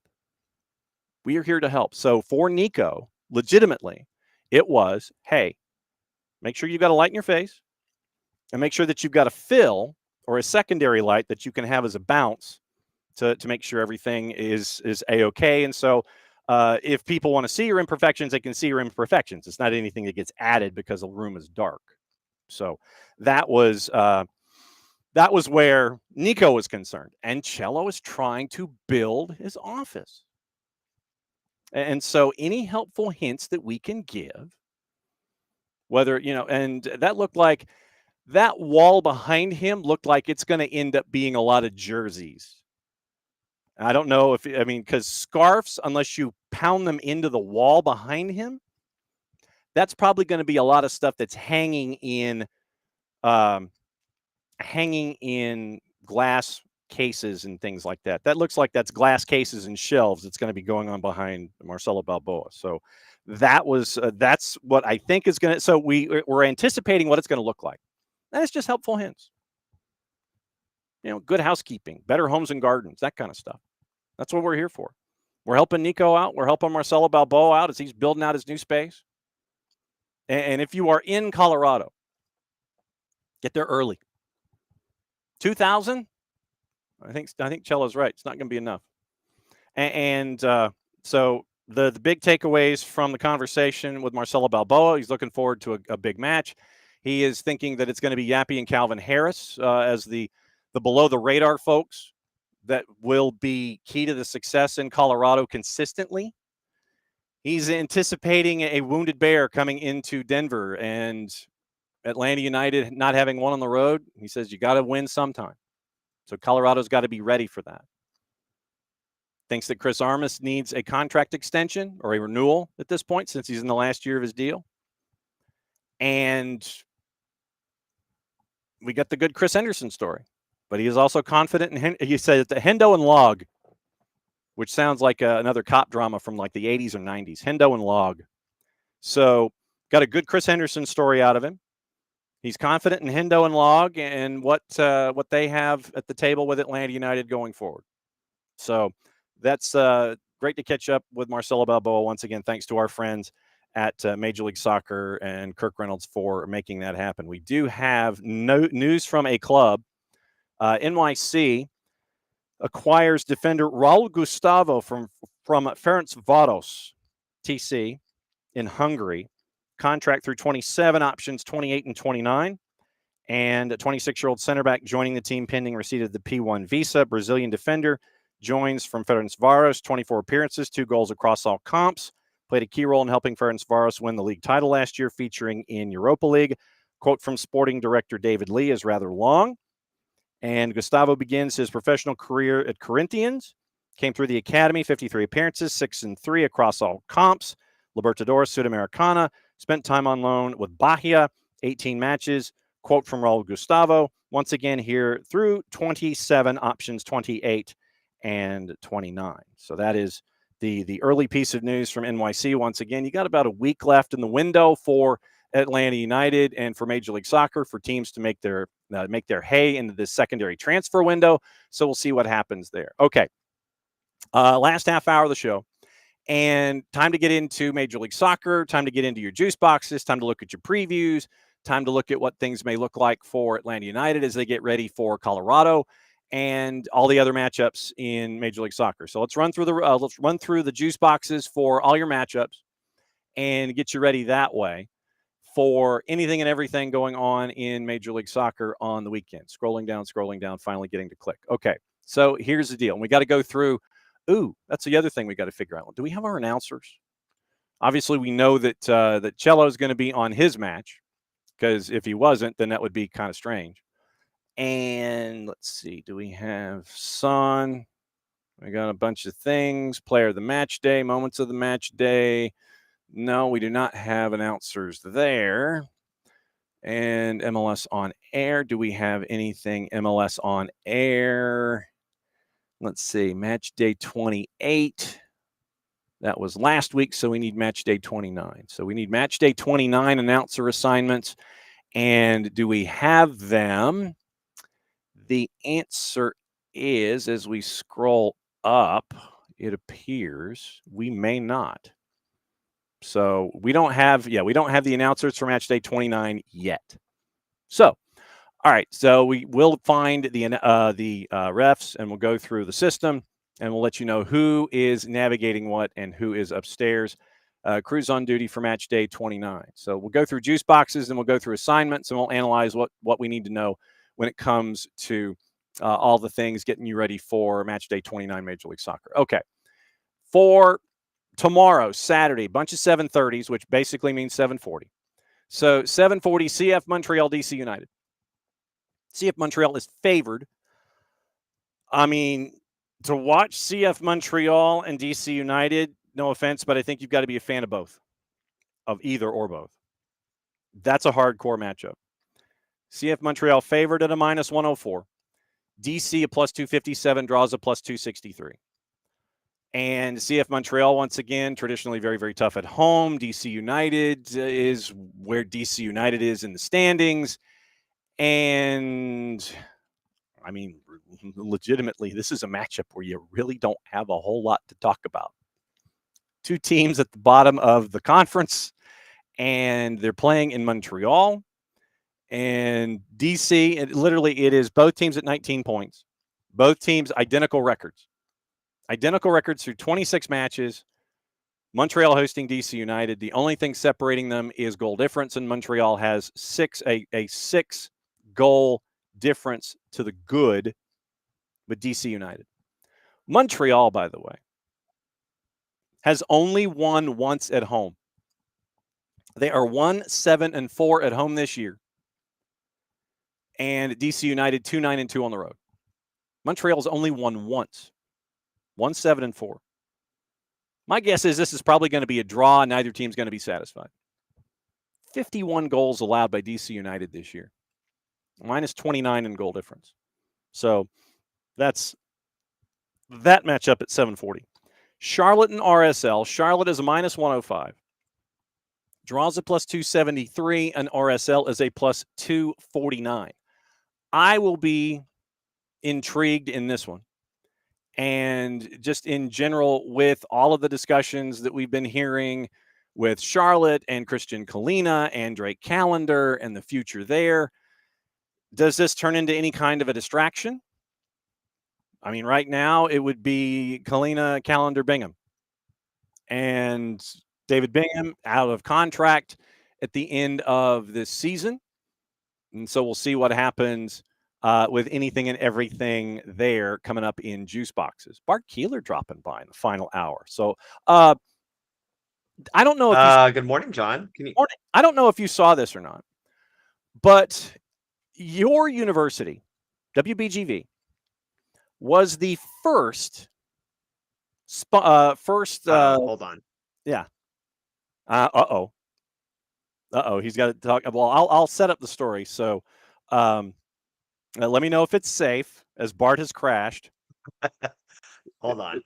Is it okay? So, all right. So he's going to do that. Go. So go do your thing. I'll just stare at the background. I don't care. But anyway, there you go. Now you can go. All right. So Bart's got to take care of some business.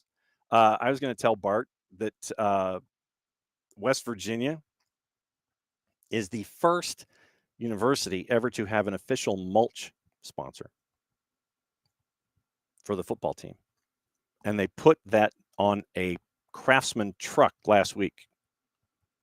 So that'll be when Bart comes back. Anyway, let's run through all of the other juice boxes and let you know what's going on. Charlotte and RSL. Do we have a distraction? Pep Biel injured last week. No update on his health, and we'll find out what's there. -105. RSL is a +249, and the draw is a +273. I think Bart's back. Is it safe? Sorry, there was a spillage of something apparently. Okay, that's not good. Does that affect the carpet at the Casa de Keeler? Is it okay? No, it's hardwoods and it's an apartment, so we just that's fine. Okay, Just needed to grab a towel. just checking. All right. No, we're good. Yeah. So what I was going to let you know was, I don't know if you know this, but your institution of higher learning, WBGVU, West by God Virginia University, is the first football program to have an official mulch sponsor. I did know this, John. And why? I don't know. Well, I mean, look, I am looking forward to the follow-up sponsorship, either in compost or handling 10200 or anything having to do with horticulture. They made this announcement, and they did it on a Craftsman Truck Series truck last weekend. Yes. So West by God, Yes. Virginia has a mulch sponsorship. Yep. Mm-hmm. So I John, just this is I guess fitting for an ag school, because Yeah. we are historically an agricultural school. Mhm. We have a lot of forestry management people. We have a lot of agricultural people. I Legitimately, I thought this was an out of the box thing. I thought that this was okay. Sure. If someone listen, John, in today's day and age of name and image likeness Mhm. and all that jazz, Yeah. if someone wants to give you money, Yeah. you say, okay, thank you. Yeah, absolutely. Jarrett's here. Jarrett, And do you have an official mulch sponsor? What the hell?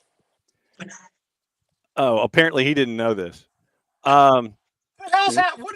Is there a gas leak with you people? No. This Any is more than usual? No, this is a carryover from the college football midweek program, where West by God Virginia University is the first college football program to have an official mulch sponsor attached to the football program. Mm-hmm.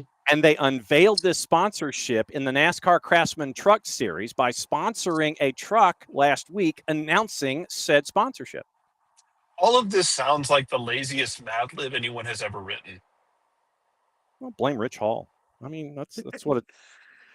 So I don't hate the idea. No. Mhm. The only place I can think of off the top of my head that would benefit it doesn't have a football program, but it's where I came real damn close to going to play college baseball, and that is ABAC in Tifton. Yes, absolutely true. ABAC should have had a mulch sponsor on their baseball program. Mm-hmm. I'm sorry, Abraham Baldwin Agricultural College, by the way, for those that may not know, ABAC in all of its South Georgia universitized glory. So that is Abraham Baldwin Agricultural College. Look, is a beautiful place. Mm-hmm. There's a part of me that will never be okay with crossing the railroad tracks to get on campus, though. Yeah. I mean, that's understandable.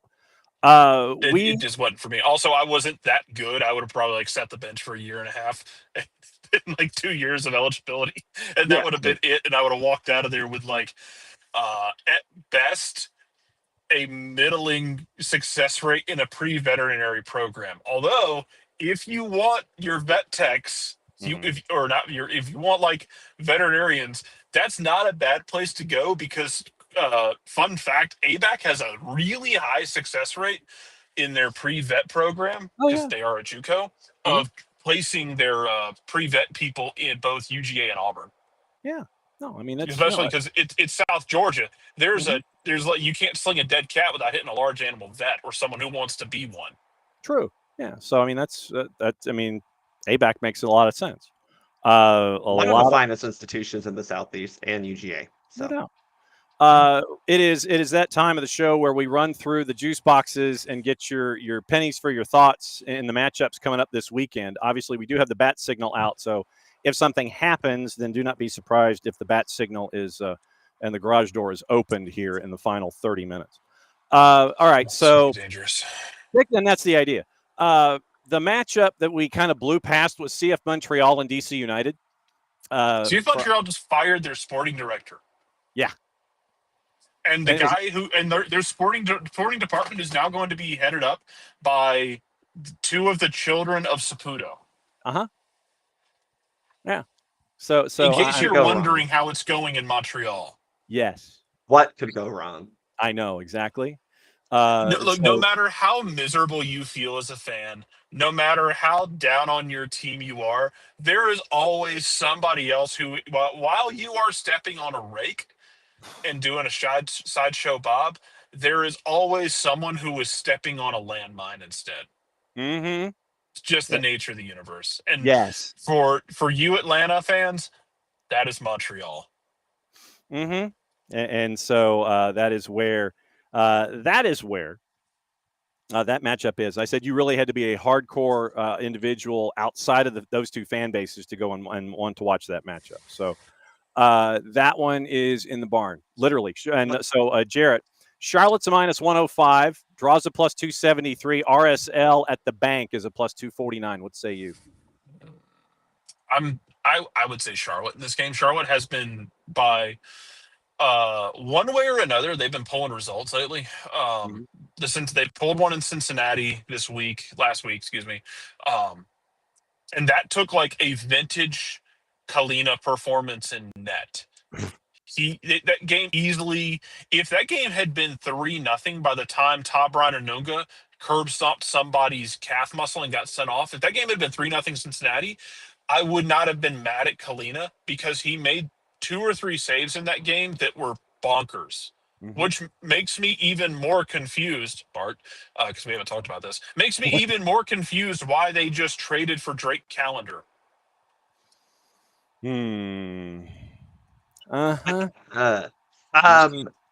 Yeah, so let's dig into that for a second. I did not understand that either, Jarrett, because Galina's your starter, and even though he's Clean's best goalkeeper in MLS. I mean, right. I mean, I understand he's been somewhat of a normal human this year. He's still your starter. There's nothing that would indicate that he wouldn't be. And Drake Callender is a starting level goalkeeper in MLS. I don't think that that's a crazy thing to say, to the point where, and look, I'm all on Jaden Hibbert now, but maybe Atlanta could have tried to go get him in the offseason just to have that opportunity. But that is crazy. Just flat out. Unless they know something about Kalina that we don't. And that's the only thing I can think of, Jarrett, is that maybe Kalina's like, I don't want to be here anymore. I don't know. But Charlotte, that was my thought unfortunately, I'll put my juice boxes on Charlotte because they're going to find a way to cheat somehow. We've established this. They're low-down, dirty cheaters. Yes, low-down, dirty cheaters. Charlotte at home, we're going to take Charlotte.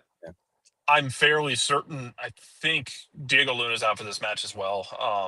Yeah. I don't know if y'all talked about Monday. That I know you probably had a very busy reffing down here segment because holy shit, MLS this last weekend. But my favorite one that I watched live was the Kyle Duncan grabs Diego Luna by the neck, pulls him down, and gets Diego Luna sent off because the best part about that one still is that the AR watches this happen, puts his flag up and says, hey, that's a foul on Duncan. Luna's fine. And the ref comes flying over, ignores his AR, and guards Luna, gets him sent off with a second yellow, which VAR can't take away. And then VAR's like, no, You got this wrong. Go look at it. Like, shit, now I got to send Duncan off too. Great job. Great job, pro. I think I think we talked about Luna's this, suspended but anyway on yellow cards, so it's fine. he is suspended. Look, I think Luna deserved the yellow card there because of what he did in response to Duncan, but Duncan fouled the guy and did a violent conduct. Like, that's what happened. I don't know how the referee how he messed that up with, but yes, Luna's out, so Charlotte wins. Yeah, a headlock and a bulldog, and you have no Kyle Duncan and no Diego Luna. Okay, next up, 740. Messi and friends in the LAG. At the Erector set, Messi and friends at a minus 196. They're going to be mad after what happened with the purple team last week. Draws a plus 369. LAG's a plus 429. Bart. I'm putting my money on LA. I am. Maybe I'm reading too much into their Leagues Cup run. Wow. Possibly am. Wow. I know things did not go well for them against Seattle last time out, but I'm at least putting my money on a draw for LA Galaxy. That's where I'm seeing. Just because I'm going to just start stoking the flames of don't trust Miami until they actually do something worth trusting them for. That's why they send you send Valverde to Elche, and you're looking to bring in POV for another $6 to $7 million. Jarrett. Look, these are a lot of moves just to get knocked out in the first round again, Miami. I mean, and as far as LA is concerned, so remember when I said before Leagues Cup that you had a chance to be a team that had a really, really bad regular season and get hot in a tournament for no damn reason at all. Yeah, LA chose that route. The Galaxy, I don't trust the Galaxy as far as I can throw them. No. But they got the damn car across the line. Yep. In Leagues Cup, and now they have a chance at a very irrational trophy, which is hilarious. Hashtag irrational trophy. Yeah, Atlanta was in a position Atlanta was like dancing with a position to be in that as well. They had 3 very winnable games. That could have been you. Mm-hmm. And then it wasn't. No, then it wasn't. So yes, hashtag irrational trophy. I think we're going to do that going forward. Also, 740. Revs hosting LAFC. Bart, Revs a plus 206. Draws a plus 249 in the composite, courtesy of our friends at Odds Portal. And the now very, it's always sunny in downtown Los Angeles. LAFC at a plus 123. Favored at Gillette. I hate to say this. I'm taking the draw lean New England.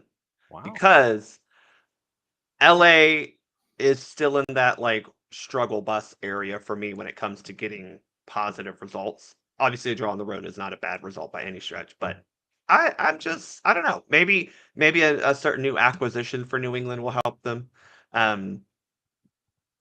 LA on the road, not LAFC on the road. I'm not buying it. So I'm gonna go lean New England, but probably this is gonna end up in a draw. Jarrett. I think draw as well. Every week I'm reminded how many people in LA do not like Steve Cherundolo as their manager, which I think is funny because what if I told you, Bart? What if I told you that Steve Cherundolo, in some universe, Steve Cherundolo was the Frank de Boer for LAFC? Like, if we adopt the multiverse theory, what if LAFC moves on from him, which he's moving on, and then they just start stepping on rakes Atlanta style for the next 5 years? Maybe they bring in Ange Postecoglou to be manager. I will burn your house down.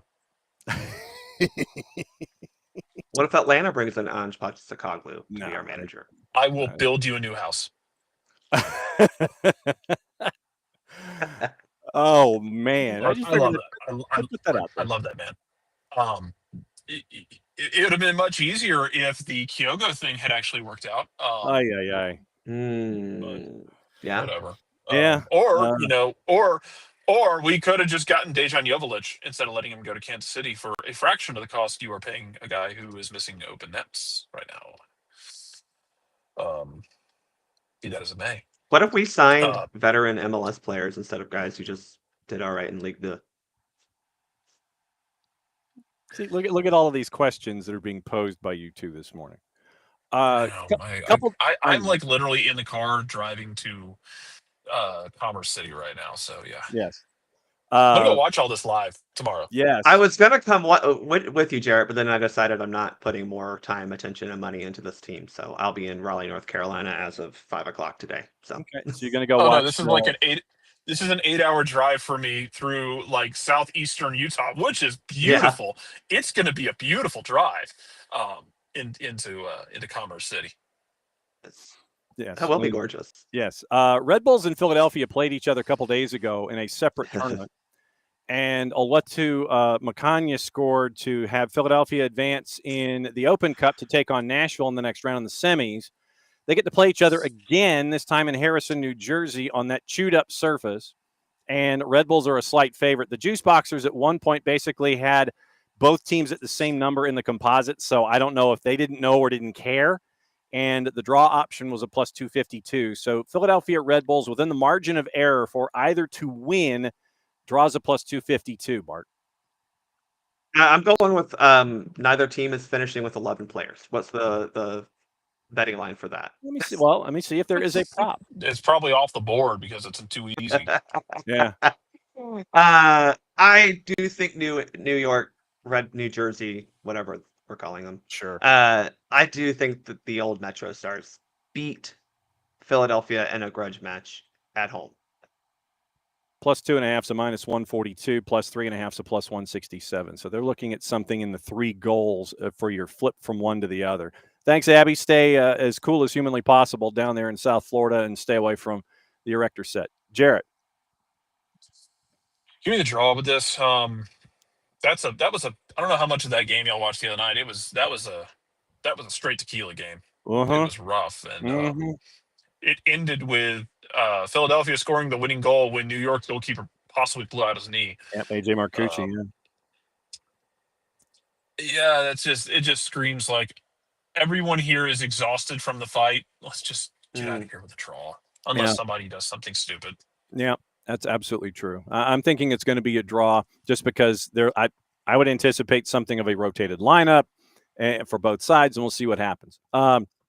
Jarrett, purple team hosting Sporting Kansas City at a minus 250. Draws Purple a plus team. 409. So Sporting is a plus 533. Bart, 740. The now Georgi Mihailovic added Toronto FC hosting Crew at a plus 265. Draws basically the same thing. Crew is a minus 108. Yeah. I don't think that makes them that much better. So we're going to go with Crew to win this game north of the border. Minus 108. Jarrett at 840. Copa Tejas at Q2. Austin hosting FC Dallas, who no longer has to worry about Lucho Acosta. Austin a minus 116. Draws a plus 276. FC Dallas a plus 287. God, what a disaster that turned out to be. Lucho and Dallas, I mean. Cincinnati made out like bandits. Also, Lucho's just an odd cat. True. Like he's kind of pushed the door open everywhere he's been. He's just never pushed it open that fast. Right. But also, I wonder if he's one of those dudes who is not reckoning very well with Father Time catching up with him. Some people do not take that well. No. Give me Austin here. I'm not doing it with confidence, but I'm also kind of getting into the mode where Austin's in the semifinal for U.S. Open Cup. So anything that exists around U.S. Open Cup and is Austin, I would take anything other than Austin. True. Good point. Because now if you're Austin, all of your eggs go in the Open Cup basket because you're 2 games away from a trophy and a spot in CCC. Yep. That being said, there's no Open Cup for them right now. And Dallas is just kind of wandering a bit. They're there. Yeah. Pedrosa is still really damn good. But, you saw them in Atlanta earlier this year. Remember, they had a draw in Atlanta where Dallas wasn't good. Atlanta, it was one of those early games where Atlanta should have put 4 goals on them in the first half, and they absolutely refused to put the ball in the back of the net. And Dallas, pipped a goal against the run of play when Atlanta had a lackluster second half. Like, Dallas has not been impressive. Right. So give me Houston, or give me Austin, but I don't feel confident about Austin in general. Okay. 8:40 Bart, Chicago hosting all caps. I think this one is in Bridgeview, if I'm not mistaken. So Chicago minus 172. All caps is a plus 384. Draws a plus 347. Yeah, give me the Bridgeview Magic. Okay. That's one. I'm sorry, John. I have to just stick up for that stadium. I thought it. Having been there, I was there when the damn thing opened. It's a good soccer stadium. It just is in the part of town, the only part of Chicago that you can't get to by public transportation, and that explains a lot of the decisions the Chicago Fire made from about 2006 onward. So that's what happens when you don't have Peter Wilt making decisions for you. But Chicago wins also because all caps are bad. Yes, they are not a good team. Yes. 8:40 Jarrett, Loons and Sounders. Loons a plus 116. Draws a plus 258. Seattle is a plus 210. What say you? I take Seattle here, and part of this is also because I don't like the Loons. I think they are good at what they do. Obviously, they're sitting second or third in the West. This is an aesthetic choice, and I'm here, and like that's all I can describe it as. Is I think the Loons are probably the best counterattacking team in the league. They are a delight to watch in those moments when they counterattack. But the rest of the game, where they just sit there with 30% possession and just kind of keep you out, and then create 2 or 3 track meets, I get bored by it, because it's kind of like Nashville was under Gary. It's great until it's not working, and then it is one of the most tragic things to watch possible. And I am convinced, and I if I'm proven wrong, I'm proven wrong. That's fine. It won't be the first or last time. I still think Minnesota is going to struggle in the playoffs when teams get more pragmatic and teams get a little cagier and they don't want to open up as much, because that is where Minnesota can pick apart a team like Seattle. When Seattle gets forward and they get fully into their offense and somebody turns it over and it turns into a track meet, and you get those beautiful 25 seconds of counter from Minnesota. Give me Seattle mostly out of spite. Seattle out of spite for the land of the quarter zip pullover. All right. So, Bart, what about Minnesota, Seattle?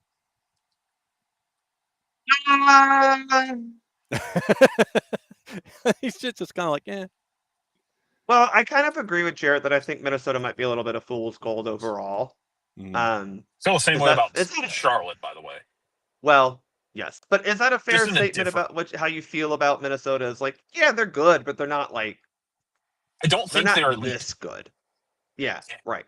Yeah, I think if you told me they made the MLS like quarterfinals or even a semifinal, and it ran out, I would take that to the bank 100%. That is how they feel to me as a team that absolutely can reach a conference final, even. But yeah, all the things that they do well aren't good enough to beat a team that's actually good. But I don't know if Seattle's actually good right now. Is that? Yeah, I mean, because of the injuries that they have. That is how Seattle has existed for years. Exactly. I don't know. I've never known if Seattle's good.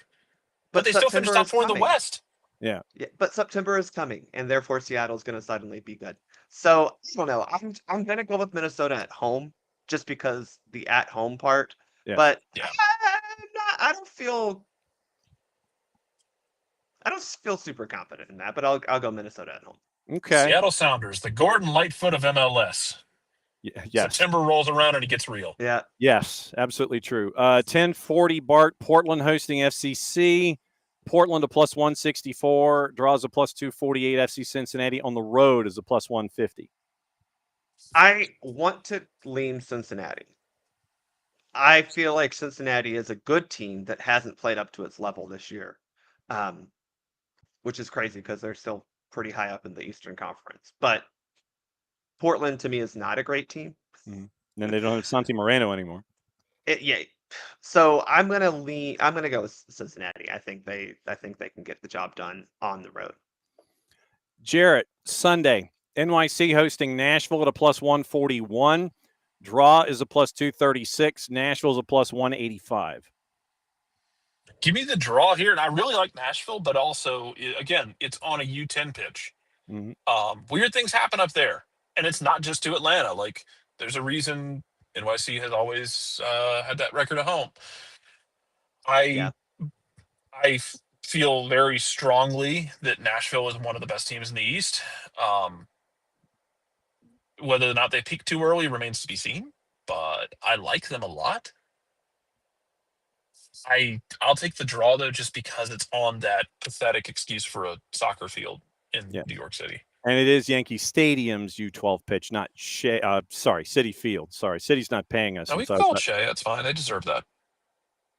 Oh, the New York Mets could not beat the worst Braves team I've seen since the rebuild of the mid-20 teens. We're calling it Shea Stadium. They've lost the right to their own stadium name. Yes. Bart, San Jose, San Diego, 7-10 kick. San Jose, oh, wow. Okay, so right now, Juice Boxers have thrown a blanket over the whole thing. Doesn't matter what side you go. It's a plus 148. Draws a plus 283. Even numbers, both sides. I can see that. I could see the draw. Yeah. I don't know. Yeah, I can see the draw. I think this will be more. This is a crazy thought, so go with me on this. Okay. San Jose might actually pack that stadium, and it might be a loud environment for this type of match, right? San Jose, their fans do enjoy coming out for the California. I don't know if you can call them, this isn't the Cali Classico, but the California teams. Yes. Right. There's some pride there. I could see San Jose putting up a stout fight against the best team in the league right now. Okay. And then Jarrett, Vancouver and Houston. Vancouver a minus 143, draws a plus 294, Dynamo a plus 355. Thomas Mueller, when he was asked about how he would adjust to Major League Soccer, said, I don't know.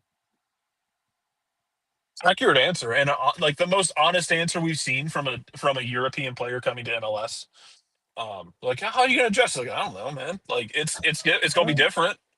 Like, yeah, correct answer. You don't know. That's okay. It's okay not to know. It's okay to admit that you don't know. Give me Vancouver because, to Bart's point, and like pick at the nuance here about like, yeah, San Diego might be the best team.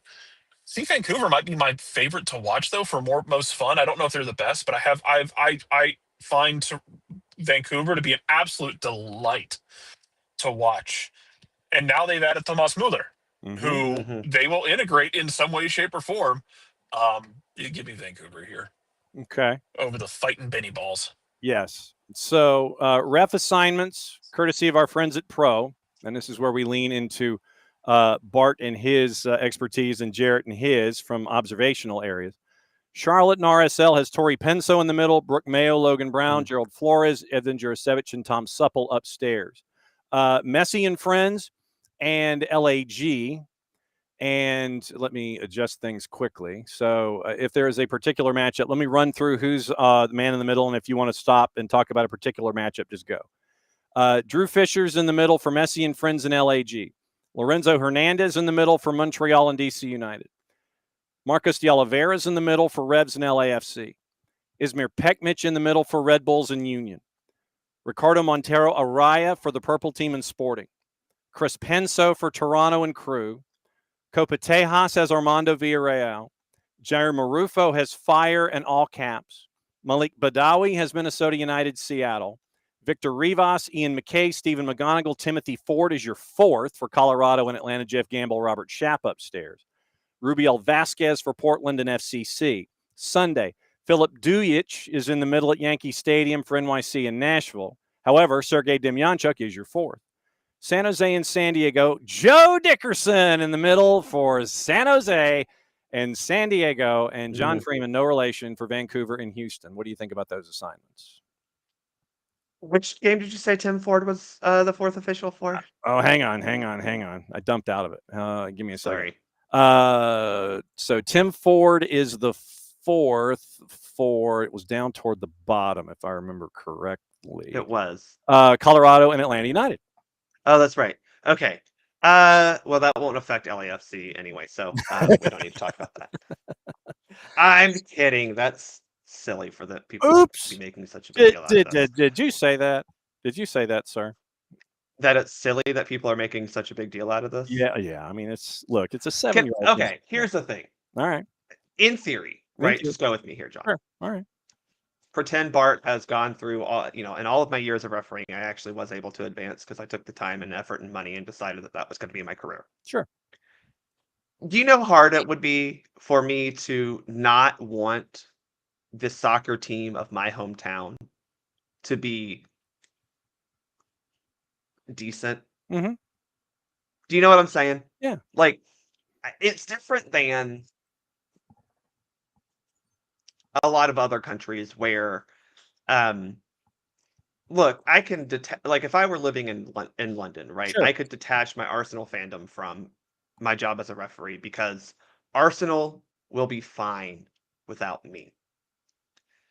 It is hard as an American soccer person to not want soccer to be good in your hometown, in your area. Right. But furthermore, that doesn't mean he himself is an LAFC fan, right? My brother's a Chicago Bulls fan.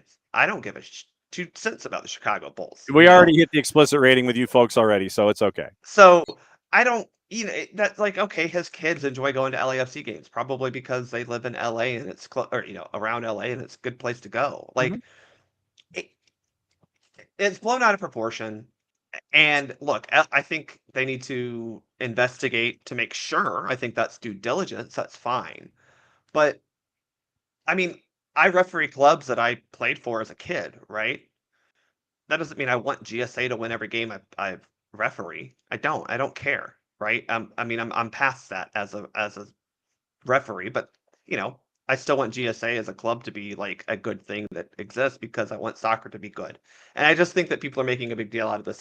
This is not a kid who grew up in Sandy Springs all of a sudden umpiring Braves games. It's not quite that way. Yeah. This is, look, you're going to have people who have not even fandoms, just ties to teams, right?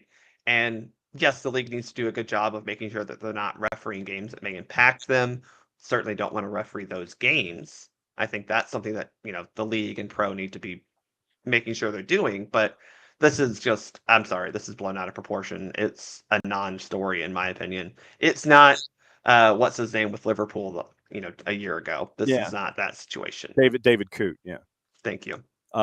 And so, yeah, so I thought you were going to go with your Arsenal example. If you had gotten through the into the PGMOL and had a picture of you in your Arsenal gear from when you were growing up or something like that. But right. I mean, but that's the other, right. If you had we joke all the time about, I think it's Tierney who's from Manchester. Yeah. And how somehow Arsenal always gets jobbed when we have to play them. And it's like, that's not really what's happening. He just doesn't have good games when he referees Arsenal. No. Somehow he always remembers what isn't a red card when Arsenal's playing, but doesn't remember that when, Liverpool might be playing. But it's if you were to pull every NFL, referee who has grown up with the sport that they love that they're refereeing now, there's going to be a guy with a Colts jersey. There's going to be a dude with a Broncos jersey. In his it is what it is. Yeah. You are able to understand what your job is, and you're not. Weirdly enough, John, you're not looking at these teams as Orlando versus Atlanta. You're looking at this team as purple versus red and black. Or you're looking at this team as this team versus. It's not. You don't look at it as, this is that team. You don't often bring your biases into the game like that because, one, you're a professional. You understand what your job is. But two, it doesn't matter. You're there to referee the game that's in front of you. Now, yes, some of your biases, for example, we've talked about this with Red Bull and Philadelphia a lot, where you understand the type of game that's going to happen. You may have a bias against a player. That's a possibility, right? This one player told you to go, blank yourself. Said something nice about your mom, right? That's possible, but that's also one of those things you go, hey, look, I don't want to referee Luciano Acosta because he's the most annoying piece of shit that's ever appeared in MLS. That's just my opinion. You won't have to worry about him anymore anyway because he's in South America. Right. Good. Mm. My least favorite player to have ever played against Atlanta United. I will say that right now. Complete and total perpetual pain in the you-know-what. Absolutely. Yeah. And I'm sure there are lots of referees who do not like that guy. Yeah. Because but as a professional, you have to get over it. Mm-hmm. So that's my Tim Ford take. There you go. People are looking to be mad, and it's fine. Of course. But I mean, it is social. If you want a chaos match, John. Yeah. New York City and Nashville. Mm-hmm. With Philip Dujic in the center. Oh boy. That's your chaos match of the weekend if you're looking for a referee. I think Dujic is my hot takes are Dujic and Dickerson are actually good referees, but the problem is they're not afraid to call fouls, and therefore that annoys people. Yeah. Because they do have Dickerson likes to make it more about him and getting inserted into the situation. Joe Dickerson is the headliner. You're correct. Just ask him. But I will say Joe Dickerson having a little bit of that mentality isn't bad for when he's refereeing the Quake San Diego game, right? A game that is of that heat, elevated level. Emotional, yeah, right. Because sometimes the referee does need to be like have the personality to insert themselves in a game to make sure the players remember that this is where they belong in the sport. Right. Sometimes. All right. Sometimes. So we will. Yes. Sometimes. Yes. So we'll discuss all of this on Monday. Yes. Probably. Okay. From a random bedroom in Raleigh, North Carolina. Yes. Well, there you go. Okay.